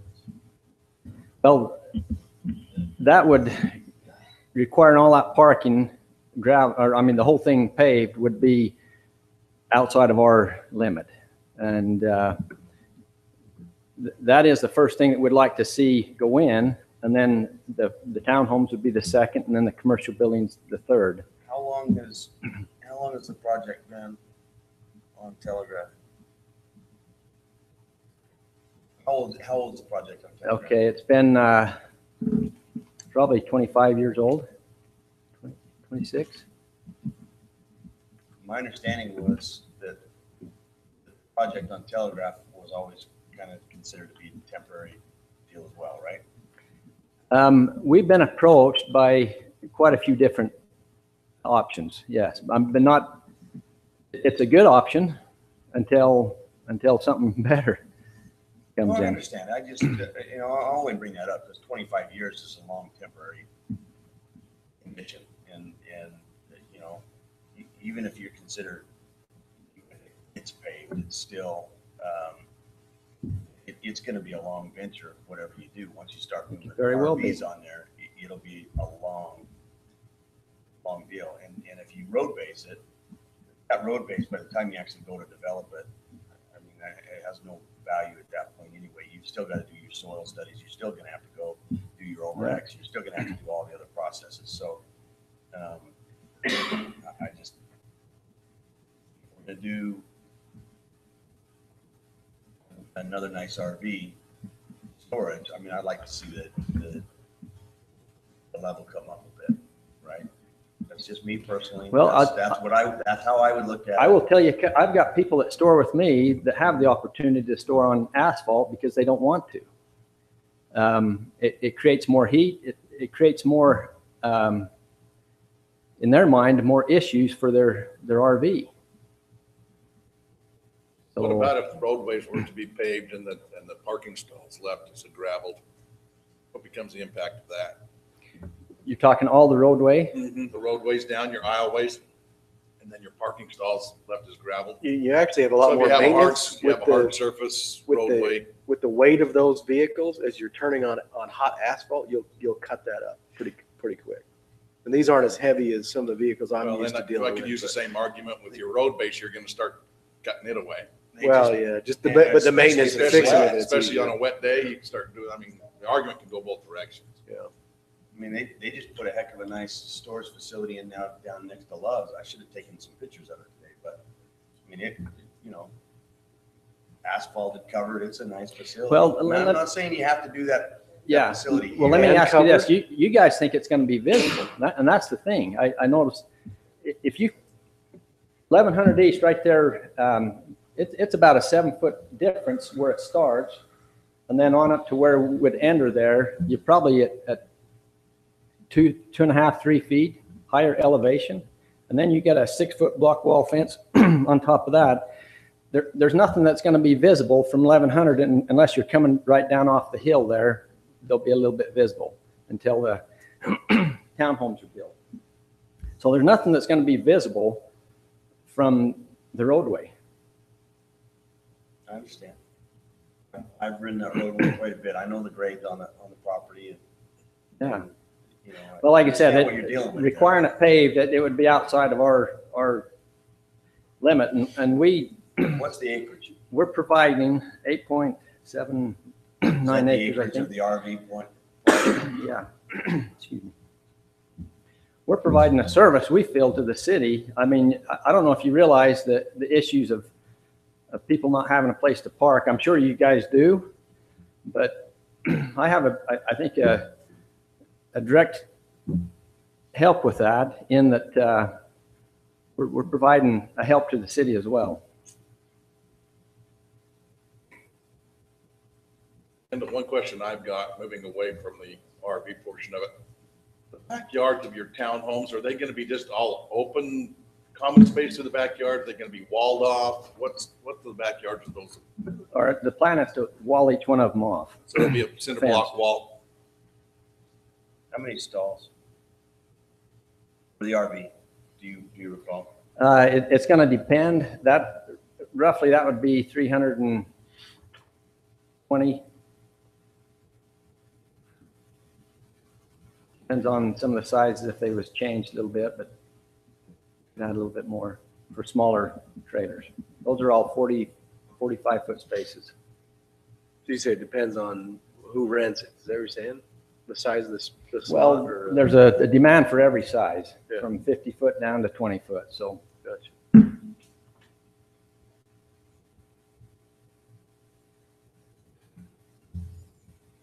Yeah, I just, look, I'm not trying to, your business, but, if it was a cleaned asphalt facility and you charge $10 a stall more because it's a nicer facility, your return on investment is about 4 times what it would be for gravel. But if we you don't put all plan the on that asphalt in. being, if we don't plan on that being RV storage forever, I mean, honestly, Well, like I said, It it's could only be been in- 25 it- years at the other side. So, it could be townhomes in 5 years. and it could be RVs in 30. It could. It could.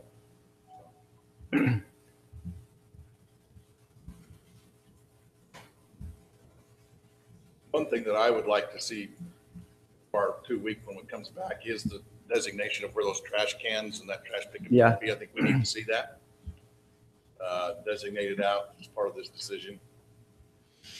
one of the conditions, well, maybe not one of the conditions, but Well, I would like to see townhomes and the commercial designate, where's the trash, where are the trash? yeah. Cans gonna be at, how are they gonna be accessed, those types of things. The other part of me that has a little heartburn with it is the timetable of the build out of the commercial. That 6 years to me is a little stretched out further than I would like to see it personally. I'd like to see that tighten up a little, but that's my personal. What's the elevation change as you move down into your retaining pond from the top end to the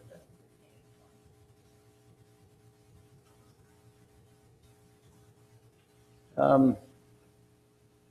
15 to 20 feet drop from the northwest corner down to the southeast corner. That's from the overall slope, not, but Yeah. you're asking from the street. Oh, Or you're asking from the north end of the slope, south end. Because, you know, if we put gravel in there, we get a storm like a few that we've had lately, isn't that gravel all gonna move? It might not be 50, no, it's compacted in there. Like I said, there's I don't know, you'd have to go look at the other one. It won't be near the slope, but like I said, it all drained to that retention pond there. See, but you're not saying that you, from the northwest corner of the RV park? No, okay. You, I'm talking about from the townhomes, the Yeah. northwest corner of the townhomes down to the bottom. so from the If north, you're talking- from the highest point of the RV park to the lowest point, what's the fall from that? Probably more like 6 feet. Over how many acres is that? That 9 acres.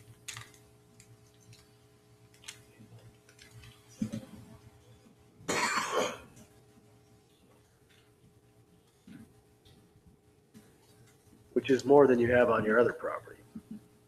Sure. No. No, it's not. You have that much slope on your other property? Oh, you're talking about slope. Okay, I got to get back on the same page. From the top, from Telegraph down to the south part of you're probably looking at more than 6 feet. Honestly, you're probably looking at 7.5 feet on that one.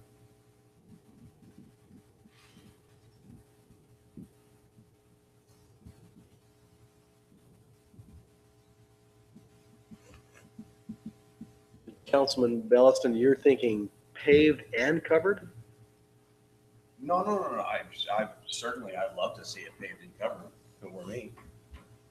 But But then the purpose is, so you're kind of leaning towards paved, but you're thinking if that we're for, gonna do another RV storage, or we're gonna do another storage facility, I mean, I certainly, personally, the reason why we went through the PUD process is to try and step it up a notch and, elevate the project. for the purpose of something that is visually more aesthetic. That, No, I'm just trying to understand your point. It's not a visual thing. It's a quality of product. It's a maintenance of product. It's a. Was that funny, Maury? Oh, okay. I thought I didn't think that was that. You just write a text. Hey, look, that's I my get personal what you're feeling. saying. If we're gonna Everybody put on in this this council. 320, we're gonna put in that large facility. It's a fairly good income versus what the cost of that is to make it really nice, like something that we can. Well, I just did Tell people about and send them there. did quick math on it.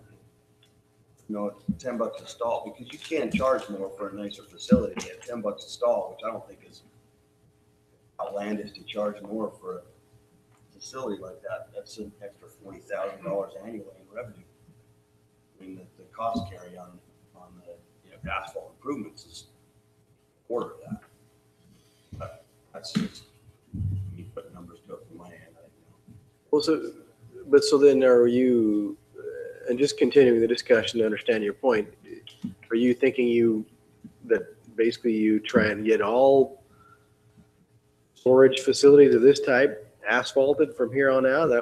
Is that what we'd be looking at? Certainly something I'd like to see happen. Just to give you an idea, you're roughly looking at probably 750 feet, could be 800 feet worth of pavement from the front to the back. You're looking at about $750,000 in improvements. Correct. Mhm. That's outside of our, If you're writing a check and doing it cash, if you're doing it through bank funds, then there's a cost carry to that. yeah. You know, Well, we're planning on doing it as we can do it. I mean, and this would be put in right away. There's no problem that way. And then next year would be starting on the townhomes. So.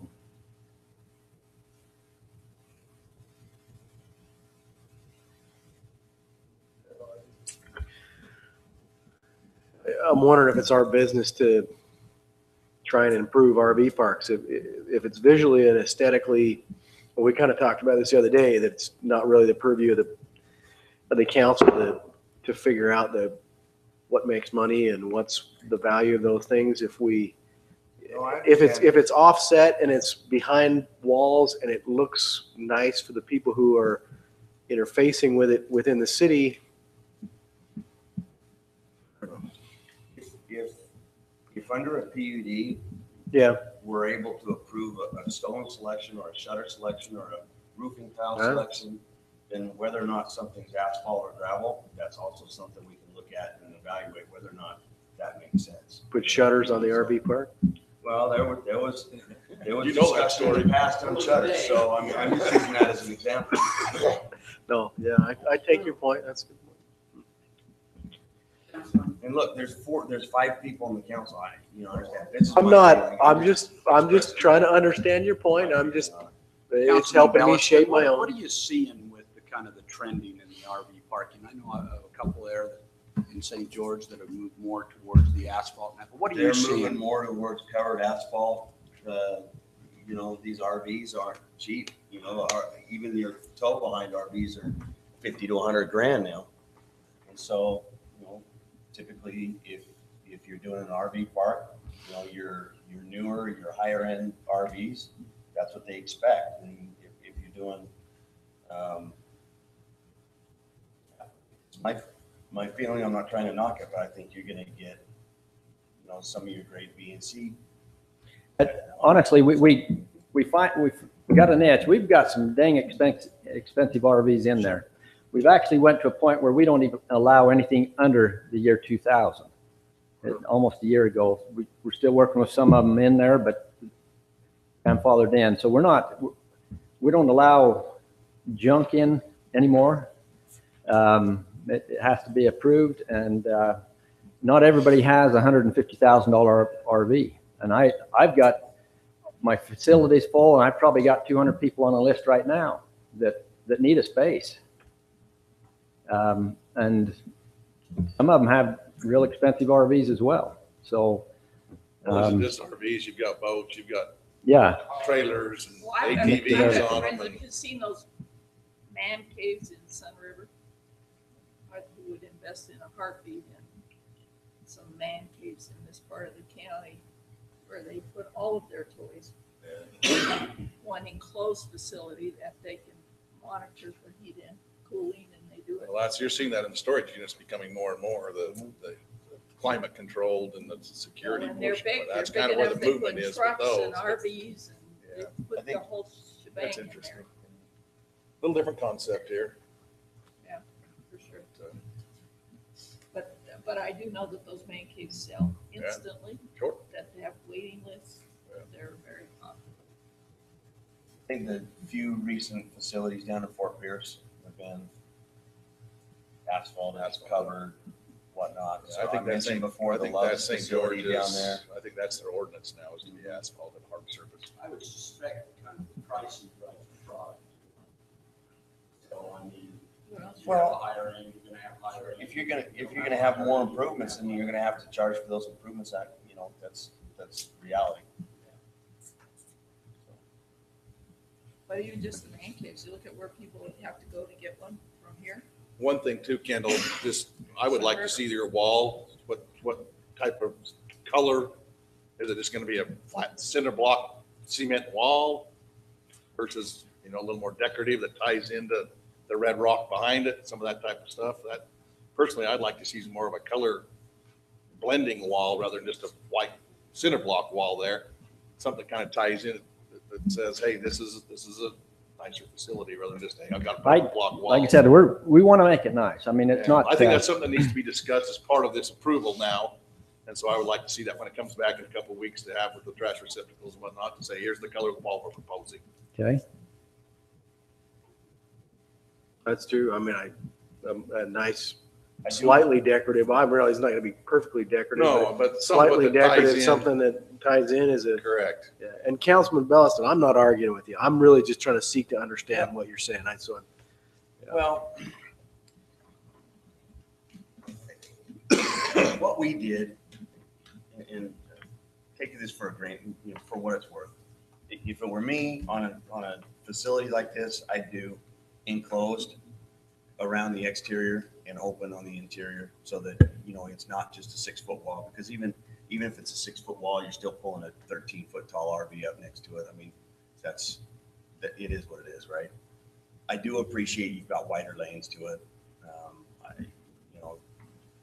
Some RV or some facilities have 25, 30-foot lanes, you got 45. I really appreciate that. I'm kind of a neatnik. I would rather see it asphalted, all your parking stalls laid out, numbered. I mean, if I was building a facility, that's how I'd do it. I can appreciate that. I guess all I'm saying is I know what my market is. I mean, like I said, we still have $200,000 motorhomes in our facility too, and they're not covered. I mean, they'll put a tarp over it. I just know we can help the city out. It can be a win-win. I mean, it's going to be a 6-foot block wall, and all that we're putting in is going to be at a great expense already. I can appreciate that's what you would do. If I had all the money that I needed, I'd do it too. What? But I understand where you go. Like I said, it's going to be a nice thing. It'll be set up nice. I don't know. I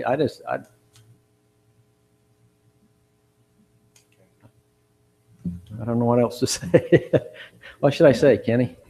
Well, you said you had some other questions. That obviously was the one that you brought up. I mean, for it's a public hearing, the deliberation really should be in 2 weeks, Yeah. At least you can hear my thoughts and what's going on. I think that I'd like to, we haven't even actually had any time to digest elevations. We got that. Certainly there's other colors and whatnot. We want to see how that's going with the walls and whatnot. I think, your stuff along 1100, I'd like to see that represented on how you're addressing, the view from the street on that. Like I said, I know what St. George would do. They'd turn all your storefronts to the street so that it blocks everything behind it. That's how they're forcing facilities in St. George. Or they're putting, like I said, you're enclosed or covered parking around the perimeter and leave you open on the interior. Well, it looks more nice and more finished. It's just so that it's. Kendall, how are you accessing that commercial? You coming in the middle of the two buildings up there? I just want to see a drive put in at this point. The proposal's coming through through the gate. How are you going to do that if it's walled off? That's that part from the commercial. That part that's not walled off. Right where? We came across the commercial. Right here.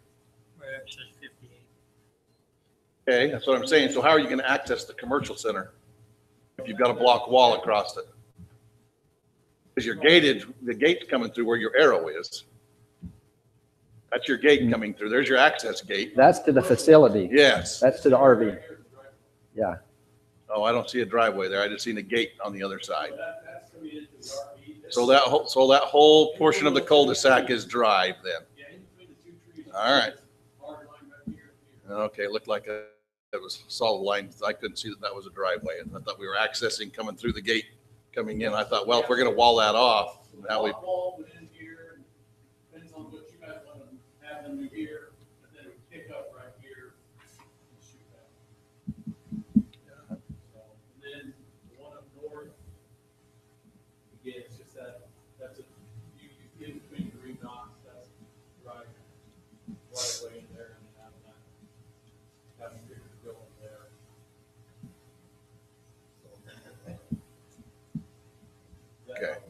Yeah.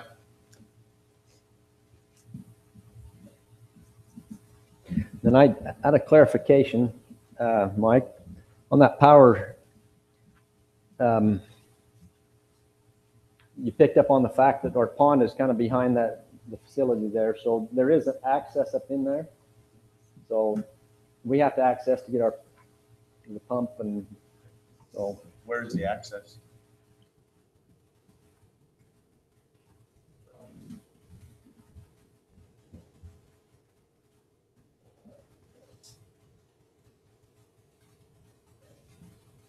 We access over here on the floor. Uh-huh. Move gas, or you can come up, turn on the one up there. Have an access, we got two up there. There'll be an access on the backside of the facility, which is an RV park. That's That one's up here anyway. So you'd have an access on the outside of the block wall. Yeah. Well, there's two things. One is the access is going to have to be deeded, right, or entitled access, and the other one is your site plan isn't showing where that comes in. Showing That the right it's of way. showing right up to the property line. So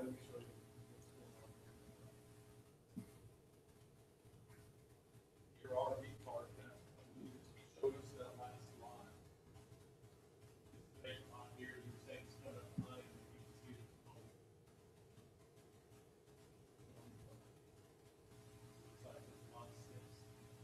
Yeah, okay, well, that red line is your access, right? Your right of way access for it. yeah, I don't either. I'm just going off of, let's just be Yeah, we got our pumps up there, or where we got to start our pump in the pond, we've got to access it. So I mean, as far as the deeded one, I don't know. Like you said, we'd have to. Yeah. So I don't think it needs to be deeded.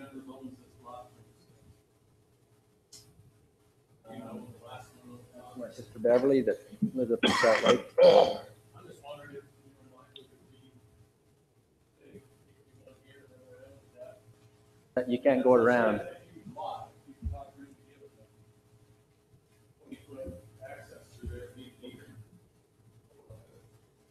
That probably wouldn't work. I mean, like I said, we.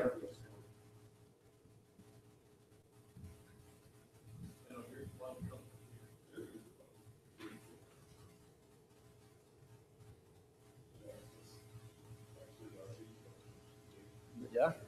Yeah. That'll put you further up. You'd have to. Well, it'd be somewhere around that.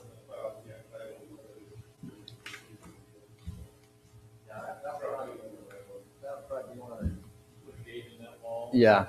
Yep. Just make sure that we have a written easement. It just needs to be a recorded easement. It doesn't need to be deeded, it just needs to be recorded. Cross that way.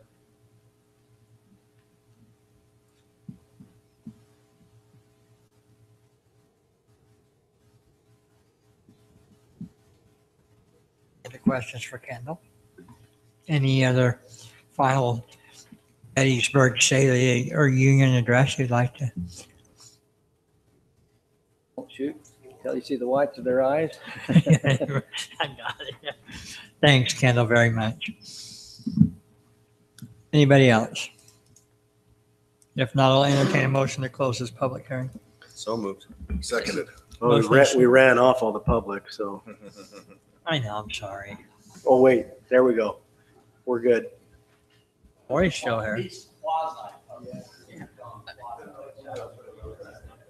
All right, I have a motion and a second. Sorry, Guy. Dallas and I. Granger, I. Ward, aye. Okay, that'll be back in 2 weeks, Kendall, so thank you. Item 9, ordinance, consideration to approve an ordinance amending a portion of the Washington City Code, more specifically additional height waiver, as found in Title 9 zoning regulations, chapters 14 supplementary and qualifying regulations, section 22 additional height waiver, amending, who wrote this, an attorney? Amending that who approves additional building height request, applicant Washington City. That was a mouthful. And I'm Especially offended, of a Mayor, I'm mouthful. offended. Hey, you had so much room. You called me an You've risen attorney. to new, you've risen to new heights. I've got to the point where Maury says he's done. See He's you later, offended. Maury. Thanks, Have a good Maury. night. You did run off all the points. Yeah. Ran him off. Jeez. Are we there? I'm just. The 2-week holdover is done. We're ready for action.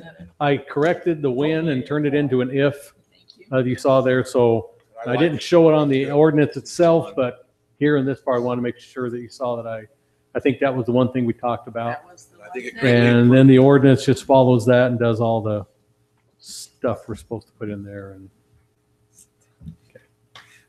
Councilwoman, this is yours.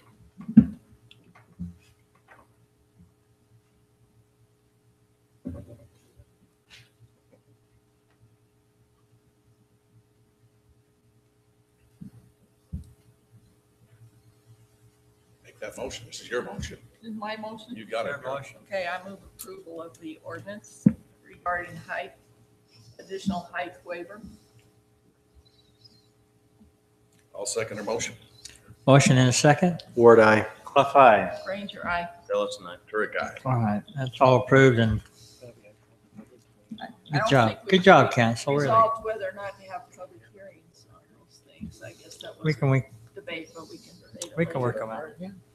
you just may want to see how a few of them go, and you can always come back. And Well, the the one thing, beauty of it is, the one thing that comes to me, the positive part of a public hearing is, as part of our ordinance, we say, what is the impact onto the neighborhood? Right. And without the input of the public, we may not know what that impact is. So to me, I kind of lean towards the public hearing and saying, let's hear what they think the impact is. We may agree or disagree with what that impact is, but we don't know unless we hear it.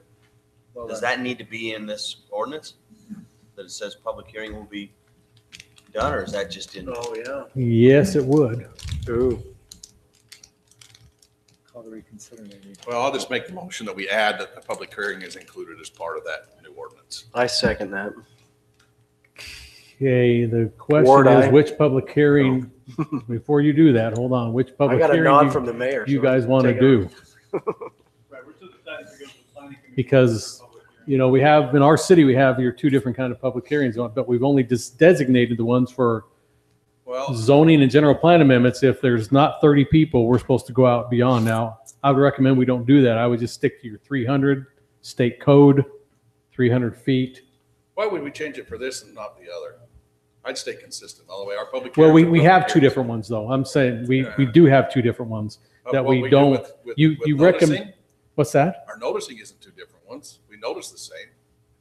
Well, we don't. That's what I'm trying to say is that you Why? made a difference in your public hearings. It said for, just follow with me and you'll remember this.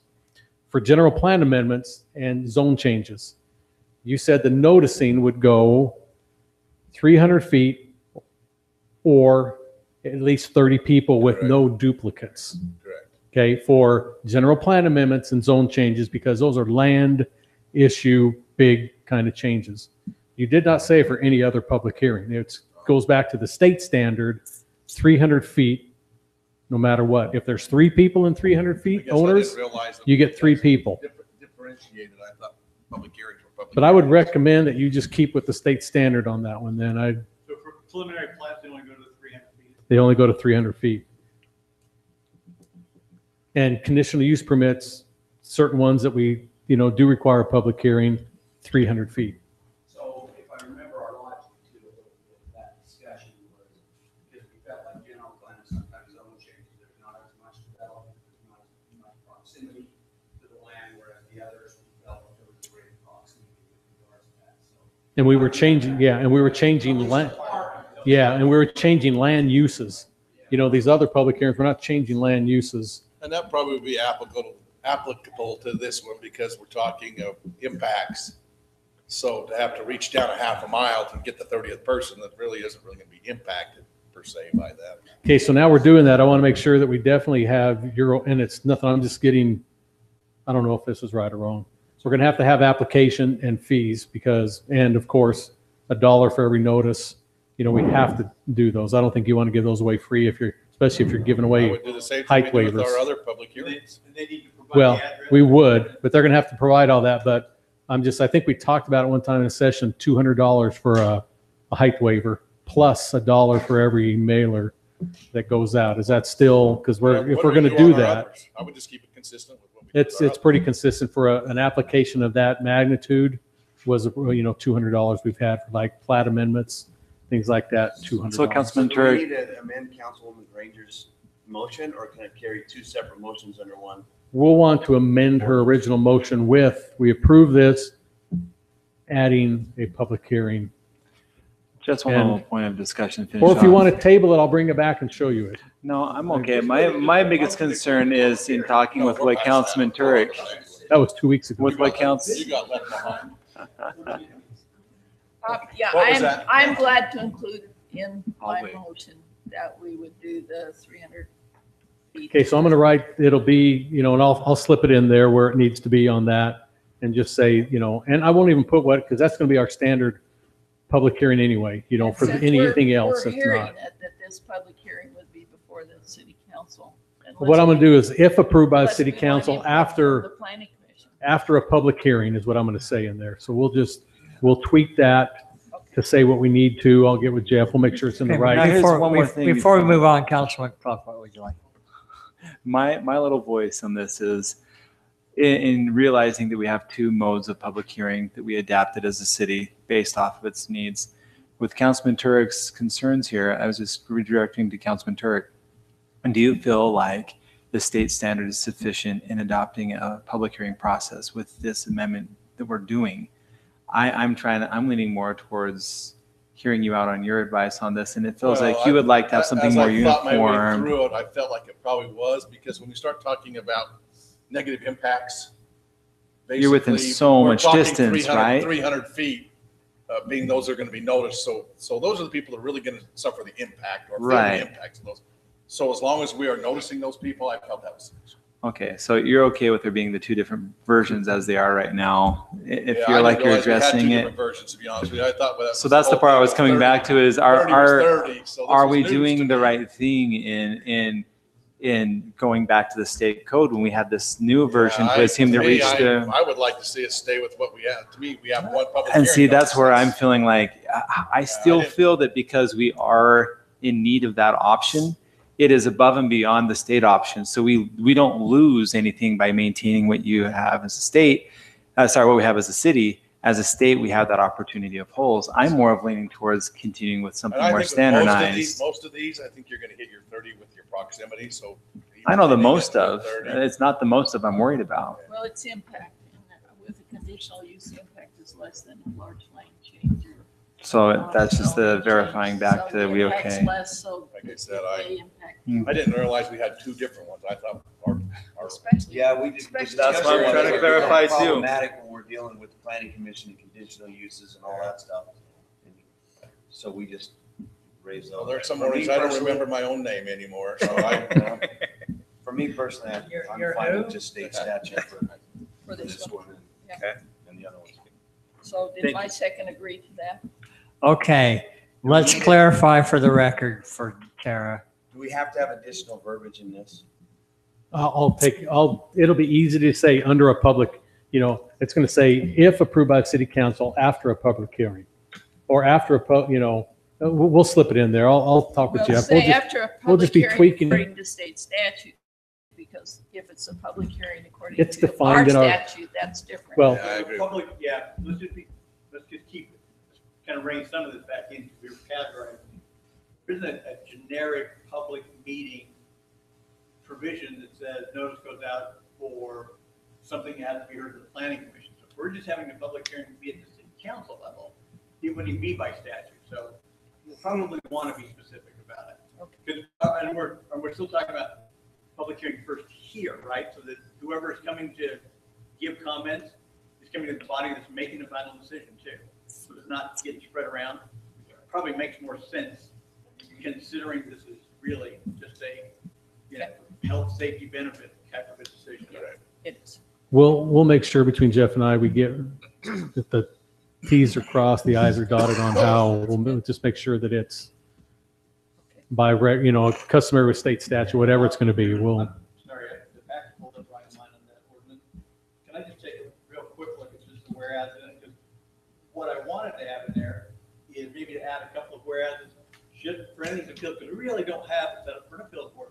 But I want to make it really clear in the ordinance, just in the whereas, and recital, that we did this based on the fact that we wanted to change it from a conditional use permit process to being just a request from the city council to make a determination based on the statute. For an exception. It's never a question of whether or not you fit elements of a conditional use permit, because it's exactly what you did do. You don't like the conditional use Well, we permit. spelled it, I think we spelled it out fairly well. It's what we're gonna look at. Yeah, I don't,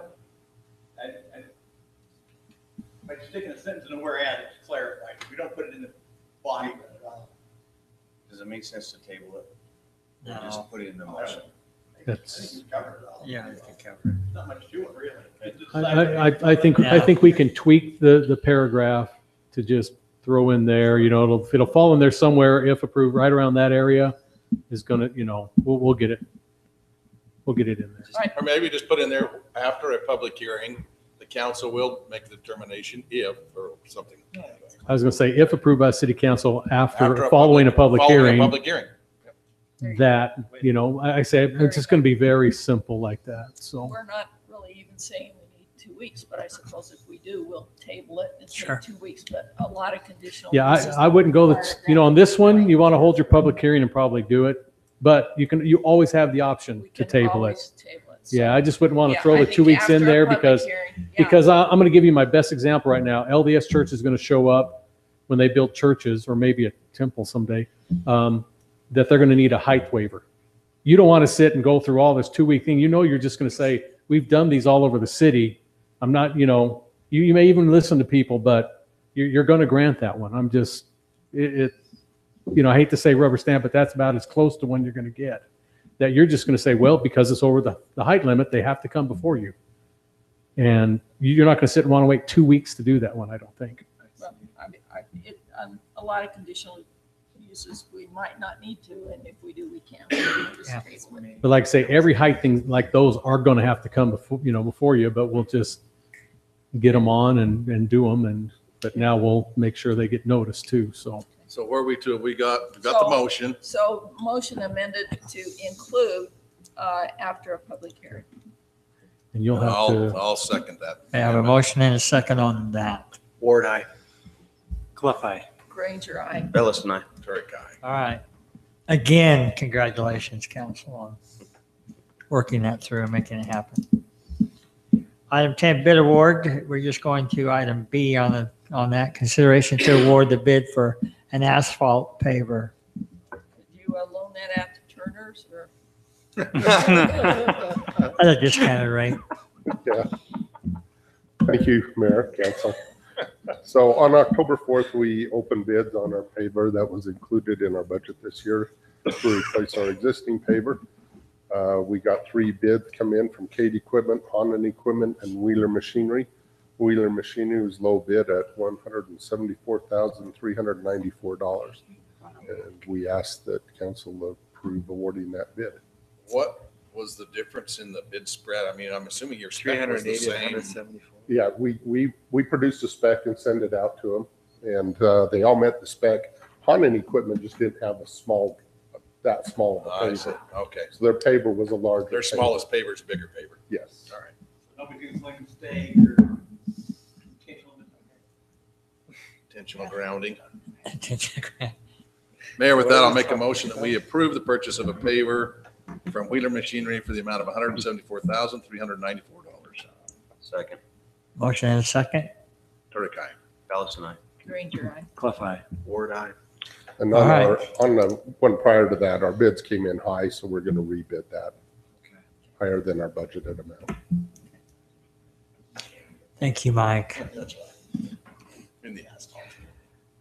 We could probably buy a Tesla for that.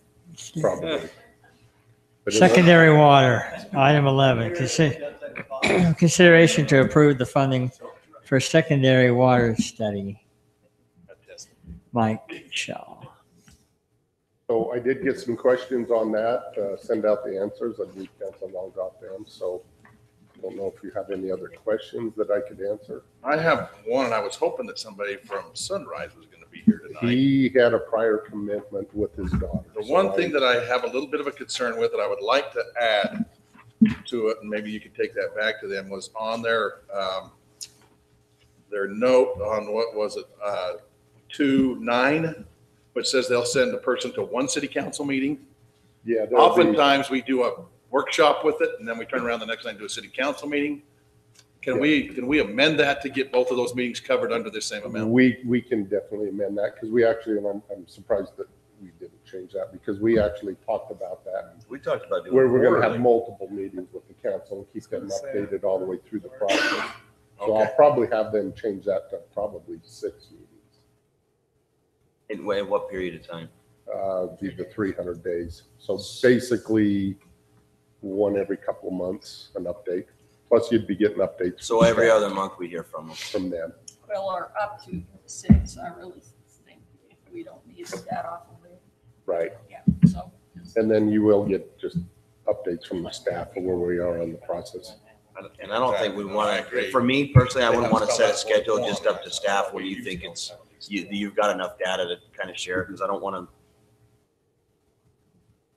arbitrarily to have to come give an update when they're not ready for it. Well, I'll have them put in there up to 6. Okay.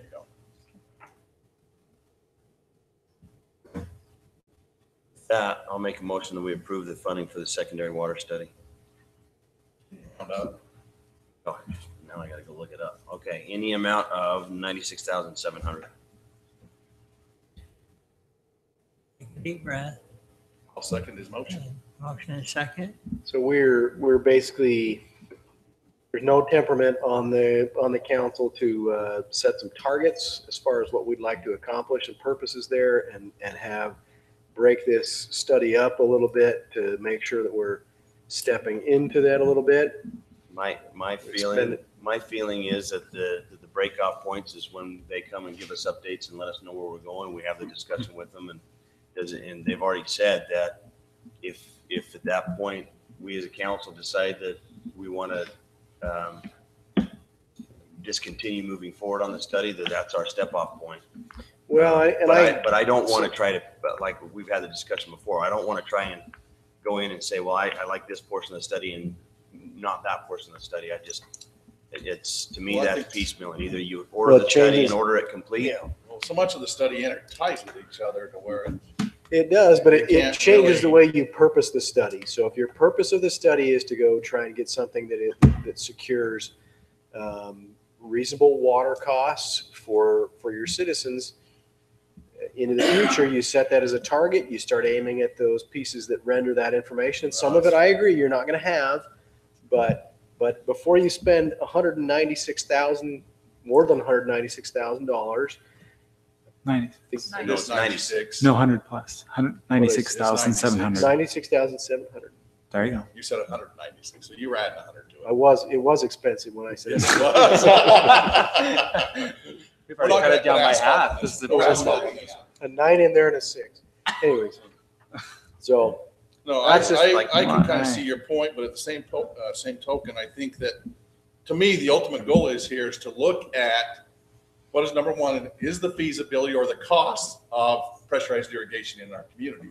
right. At that point, that's when you say, okay, it makes sense to move forward with the project because we can provide that service to our citizens at a cheaper cost or whatever it may be. Or water that says, hey, we're not going to use cold air, we're going to use irrigation, whatever our reasoning may come out to the end. But to me, this provides those answers for us to make those decisions. See, But it provides the full answer. I wonder if we can get some of those I answers don't want to make before a we decision spend. based on half an answer. If I need transportation, I don't just buy the tires, right? I buy the whole car. Well, I I'm mean, not sure. if you- to me, it's not complete unless it's complete. And so as we have those discussions with the engineers on a, bi-monthly or quarterly basis, then we can have that, put them on the spot and say, where are we going with this? What are you seeing? And does it make sense to continue it at that point? See, my overall concern is not so much should we have a plan or not, or should we invest in it? My question is the timing. Are we at the point where if we go forward on this study, that we could actually do something with it? Because seeing some of the options of making this feasible is, $4,000 or $5,000 connection for people to get into this. And I wonder how many people would be willing to do that that's a lot Well, of water. I think that's what the study's going to bear out. Well, What I'm is just that talking cost? about And the that's- information that's already been provided. Yeah, and I look upon I that. think it's been preliminary thrown out and said, I well, know. it could be. Preliminary is something. And so as I look at that, I'm really concerned about the funding of connecting users and making this happen because, yeah, it sounds great, but we may invest in this and find out, well, we don't have the ability to make this happen because people aren't going to buy into it. And that's the point is we've done that decision back in 2004 and proposed something at $60 million and realized, man, not going to do it. I wonder if we're just repeating that. Are we truly at that The stage? 2004 study was the same study that you received prior to this. This is the next level we have to get to. You want to know if it's going to be feasible. This is going to boil it right down to this is our cost for a connection. This is our cost per 1,000 gallons. Now, we are definitely not looking to do something that's going to be more than our culinary rate. Right. And I see this being less than our culinary, and I think it's going to be far less once the district keeps raising And I think the answer in mass. 2004 was we didn't have the district saying, hey, your stuff's going to be at $3 a 1,000 gallons. Oh, Right. it was 310. clearly in 2004, it was the district pricing in 2004 that was significant. I think to answer the question from staff, and that's all I'll answer, and Mike can correct me if he feels otherwise. We do not have the ability as staff, nor do we have the resources to answer your questions in-house. I understand. We do not have that. I understand. And for us to do that, we would have to go, and again, I believe this is a bit of a marble cake. I mean, we had the engineer standing here and saying, well, if you remove one part, if that's even possible, like carving up a marble cake, we may have a little less reliability on the number you get. Well, I'm not sure that's the objective we want. We either, what was the comment? We either want to complete. You buy the whole car, not just the tire. But I can tell you right now that we don't know the answer as staff. We don't know if it'll come out and say to itself, this is unfeasible. But that's part of why we do the study. And it could very well come out that way. And we want to be clear as staff that it could come out that way. We don't know. We just don't have the ability or the skill in-house to make this decision and to guide. I think you're, I just think given the importance of water to our community, the increasingly importance of water to our community, we need a comprehensive look. And if there are stages in that comprehensive look that we want to call it off, I think we have that option, but I want the look to be comprehensive because I think that's what we need. I think for me, we don't know what the outcome of the study is going to be, but we do know what the indicators are going into it, and that is $1,000 per year increase by the Water Conservancy District on their impact fees to the tune of 18 or $20,000, and the culinary rates are rising. So there's reasons why staff's bringing this forward at this point in time, and I think agree. it's the time to do it. So So maybe, Mr. Shaw, if you could take me through the process of the, because this isn't, the funding, this is just breaking it down by part. It's not the timing. Yeah, it's not how they're going to report it to us. Right, that I asked them for that, just so council Which had I appreciate. their hourly rates. Very and much the appreciate that. approximated That's a hours. great breakdown. So the articles that are posted in here, they're not necessarily going to be done in a time allocation there. I guess what I'm looking for is when are we going to get actual information? What information will come to us first? Do you have that breakout? I don't, because it's going to start off, there's a lot of moving pieces that we're going to start off with. They've got, it's not one engineer that's going to work on, they'll probably put 4 people working on this. So we're They'll likely each pick individual pieces. And when we start getting pieces that are starting to come together, that's when I'll come to you as a staff and say, this is where we're at. This is what we're finding. And then you can evaluate from there. Do you have an idea of when that will be? When you'll start to get some of those aggregates? Probably within 2 months. Coalesce. Probably, once we start on this, probably within 2 months, I can come to council and give you a report where we're at. Probably at month number 4, we'll probably have the engineer come in, give you a report. I can give you a monthly report where we're at on this. I certainly can do it in our updates that I give to Roger, or maybe get even. And what's more the in-depth total on that. time period for the entire study? A guesstimate. I don't need you to. Well, they have down here 300 days. So 300 days. I kind of So- see this as having a similar flow to the MP11 study. I mean, you get more and more as it goes further and further along, and then they summarize everything at the end. So I just know for sure we cannot move into a secondary water system without this kind of information. We cannot justify it, and we can't even foresee it. I think we need this kind of information in order to make that decision. And I know you guys know more about this water situation than I do, but I feel like I'm a long ways from knowing enough to make those kind of decisions. Yeah, I agree with that. The cost is what's I'm kind of wincing at a little bit, and there's some moving parts with, 10 years from now, putting in a dam that's gonna supply some of that. I'm just a little uncomfortable with some of that. If we're rolling it out, this monthly thing, I think we'll get to what we need to get. I'm pretty confident that whatever the council makes as a decision, they'll want to make the decision with the best available information and with the greatest confidence. Here's, I guess, We just feel that this is where you're going to get at least more than if you part it. I think with us, as much as us talking about the cost of $96,000, we're talking about $96,000 going towards anywhere up to a $44 million investment. And as much as $96 may make some people wince and think that's a lot, I would really love a $96,000 vision before I start talking millions of dollars. So I'm not opposed to the study. I was just verifying a few concerns about it. I would assume that part of our information will come from the Water Conservancy District and what their future plans are, and it will be merging that with our decision. Yeah, there is part of that in the study, which is. Yeah, I think the Councilman Clough's point, and I'm going to use a word my mother, it doesn't exist, a worser problem. Sorry, Councilwoman. A worser problem, I think, would be to make a decision and then find out that than making a decision to make an investment like this. I think we have a motion and a second, so we'll just continue. Rick, aye. Bellis, aye. Granger, aye. Clough, aye. I haven't voted no all day. So why would you start now? Ward, aye. Congratulations, you did it. Thanks, John.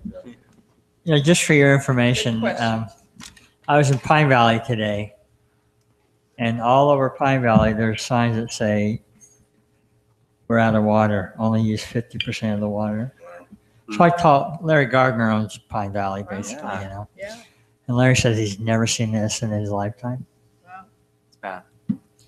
And Pine Valley is notoriously always have water, and so I don't know. Mayor, too, I may add just a little experience I had this last weekend. We were riding the train from Durango to Silverton, and they had a narrator on it that talked about the railroad and building communities along there and hubs into communities along the train route. He talked about one community that they went in and said, "We would like you to give us 4 acres to put us our hub in," and da-da-da. And they said, "We ain't giving you 4 acres." And so they went to the next community, and then, of course, they embraced it. They put the hub in. That community is still thriving today in Durango, Colorado. The other one is non-existent anymore.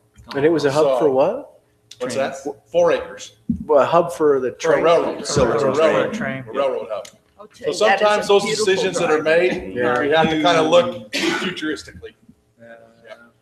All right, we'll move on. Thank you. We do have a report from officers assigned committee. Anybody want to talk about water? Well, Asphalt. I did go to a in-service on walkability. That was really interesting. We walked around a few blocks at St. George and pointed out all the problems and all the hazards with people walking who are blind or handicapped. And it was really kind of fascinating. Anyway, I did go. And tomorrow I'm participating in a land use seminar on the electronics that Utah League is putting forth, I think. So that's Interesting.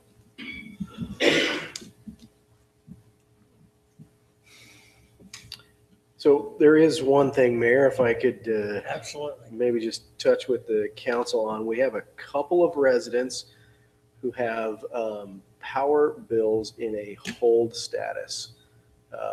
Both of the residents were significantly affected by the floods that we've had.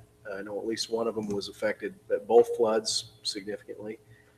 Kind of just looking, I guess, from the temperament of the council as far as what they would like to do, what they're thinking. Are these the same ones that were discussed that they were gonna dispute the Grievance? their bills through their file a grievance or dispute through the power department?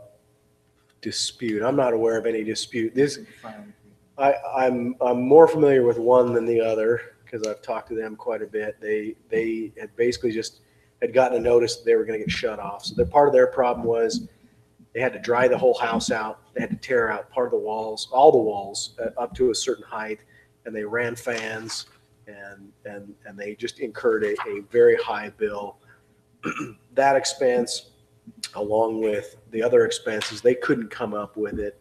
So the city and the mayor graciously agreed on the one that I'm most familiar with to just put a hold on it so the power didn't get shut off and add to their problems there. I think, Councilman, there's a process to go through that, which is an appeal process, which eventually could come to the council. With that, if we've had some in the past that have appealed to the council eventually, and of course the council then weighs in on it at that point. So I probably would suggest that they go through the appropriate process. Well, so I'm kind of coming at this with after talking to staff, and just trying to get a sense of how the council would like to proceed with those. What kind of temperament for? Well, I'll tell you, my first thought is as far as if you're looking for abatement, I would look at other options. Like, I know that oftentimes in the power bill, there's an opportunity for people to donate excess funds in for those people in need. Whether there's funds there that may help with that. We know that we have funds that came in through the flood relief situation, whether there's funds there that possibly could help with that. I would probably look at those situations rather than starting to waive them, because then you start setting precedents and everybody has a hardship walks in the door. And how do you handle this? Yeah, that was a discussion we had with Roger. I'm of two minds of the precedence issue, because if you're going to say precedence, this is a standard that's pretty high. It's a good bar to meet because there is a lot of factors that played into it, and so it's not a low precedence if we go there. Roger, maybe could you weigh in on you were going to look at maybe some of the what is available there, some dollar amounts. So councilman board and I talked a couple of times on this. We had two that have requested, and I made it clear that within the authorities of the utility hearing officer, I can defer but not waive for a period of time, especially when both individuals were impacted significantly. The one that broke in, I said to move out of their house. And then the one Kelsey Ward referred to for a significant impact. So the difference in bills are sort of pretty substantial. One is quite high. It's about $1,600. The other one's only about $300. Now, one of the comments I made to Councilman Ward, we were discussing these options and other things. Like I expressed concern with precedents, and I said, we do have an account that we've always maintained because people come in and just donate money, usually around Christmas time and things like that. I think we historically had one particular person, I don't know who it is, that would come in every Christmas and give $1,000 to the utility department to disperse as they see fit to people who have needs.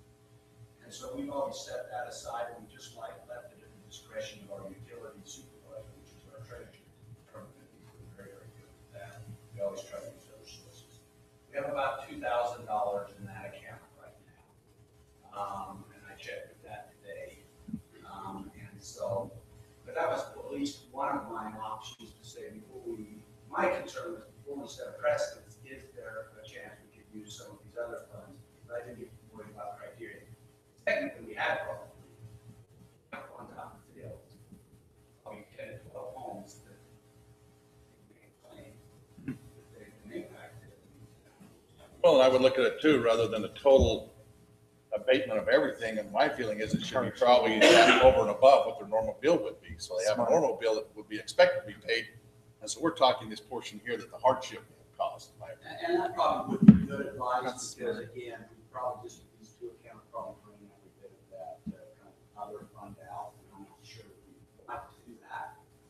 be a council decision. And then, yes, I am very clear, and we've been very clear. I think Councilman Ward has been very clear as well with the individual that he's talked to, that if there is a request for abatement or waiver, there is another process that they would want to consent. So we've tried to be very clear. Well, and I think the presidencies have to have global consideration if we're going to step in as a council.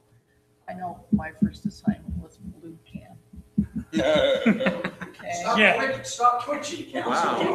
Blue Can. She almost bit me on And we that one. get a lot of requests for exceptions to Blue Can after the rules about so much time to do that, et cetera.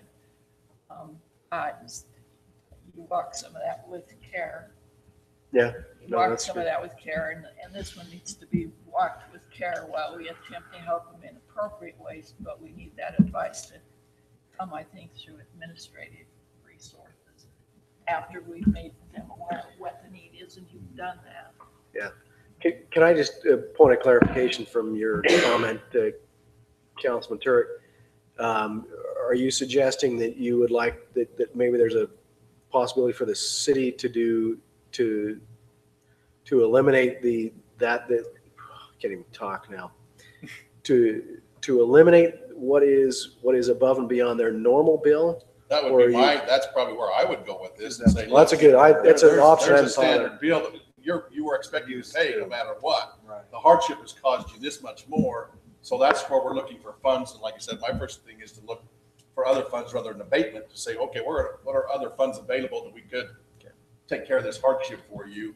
You still would be responsible for what would be an expected utility bill on a monthly basis. And you're talking about using those other funds for that which is above and Correct, for beyond the that, normal. what the hardship caused, basically. So what we could do, just by a matter of process, I'm actually meeting with her tomorrow. I hope it's just her. If it's another party, it may be a short meeting. But anyway, I do have an appointment with her. What we could do easily, if the council's agreeable to this, is we can look at a previous years, 2 months, because I think that's what we did. Now, the one on Coral Canyon is currently not asking for a waiver.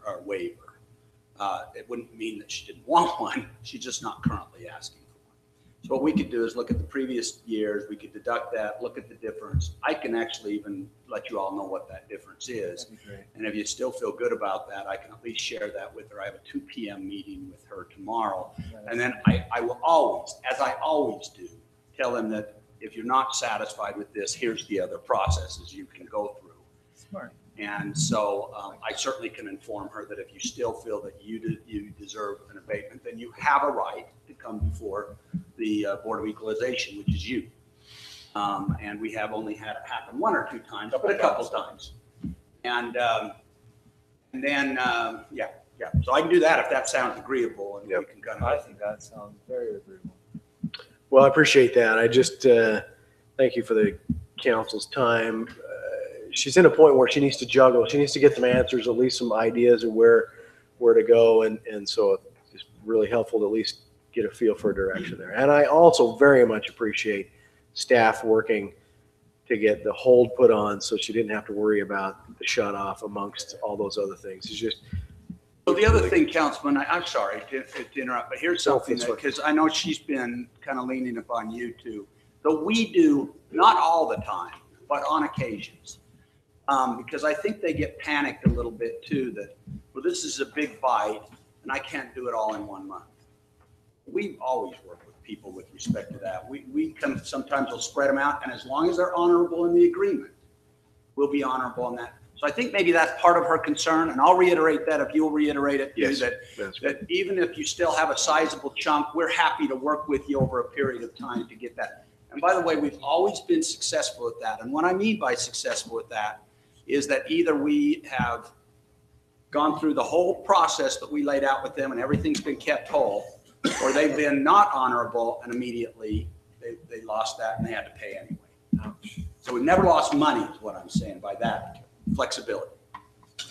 And just for your information, I'm not going to ask Councilwoman Granger to be on that committee to disperse those funds because her and I had too much fun with the blue can. But I did ask Councilman Ward if he would represent the council. And I think you said yes. I can't remember.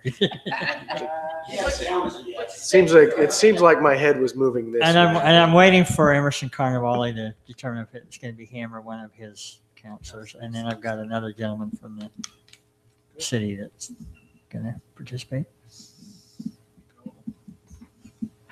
Anything else to report? If not, we'll go to the city manager report. Mayor, I just have one thing because I think that the other stuff really is not needing any additional time just because there's not a whole lot that's happened since we last talked. But I just wanted to mention that after our meeting last night, Phil Allison, who was here from the LDS Church real estate department, Mike and I appreciate Mike, and we spent a little time with him on just one final last exhibit that's kind of been actually kind of held up in the Clinton, what is it? Oh, Kurt McConkie. Curtin McConkie group up there that. Clinton administration. Yeah, I'm pretty sure. I was getting confused with the Hinton Burdick group. Curtin and McConkie, but I think that today, and we met with Mr. Featherstone today, we're going to be putting in that, I think we've got a good agreement on what we're going to put in that curb cut for the handicap. So hopefully within a short amount of time, and I know short now has a whole new definition, so I'm feeling comfortable with that. Within a short amount of time, we'll be able to resolve. It was actually quite interesting as I walked out there with Mr. Allison yesterday, and he said, "Oh, I still see you're doing work on the south side of the church." And I said, "No, we're not, but the church would not let us complete that until the agreement was in place." And he's kind of said, "Are you kidding me?" And so I said, "Well, that's kind of the attorney that wanted it that way, and so that's why we're still on hold." And he said, "Well, we'll fix this." Although fast. may have been a church bureaucrat, by the way. I'm not so sure. Anyway, I'm just hoping, my report is that I just hope that we're very, very close to having that over. So are we negotiating for Temple property as part of this little deal?